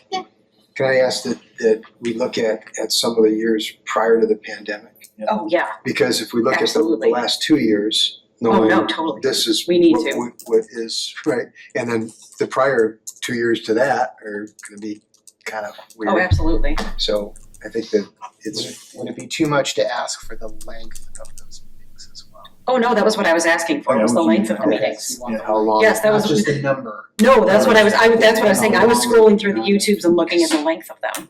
Yeah, I think I think that's a great idea. Leslie, what I thought I was hearing you say was trying to get some sense of what the meetings really entail. Yeah. I mean, are they Exactly. long or short? I mean, Yeah, we don't know that. exactly. Sounds like a histogram. Length. Sounds fun. Frequency. All right, it is ChatGPT to do. 10:16, blown past 10 o'clock. I think we should wrap it up, guys. Instead of starting into boards and commissions. Just as a For the reminder, record, I'm happy to continue. Just as a reminder on the boards and commissions, one of the things we'll be starting with, or that I had intended to start this conversation, was trying to work on this desired outcomes concept, right? So everybody, not that anybody's not preparing, but that's where we'll start next time, so that's a thought. Despite the fact that it's 10:15, I think we do want to continue our pattern here, so we've just wrapped up this governance thing. Does anybody who's stuck around with us want to comment on what they heard relative to governance? No? Anybody else wants to go home too? Okay. All right then, let's get a motion to adjourn. Second. All those in favor say aye. Aye. Opposed?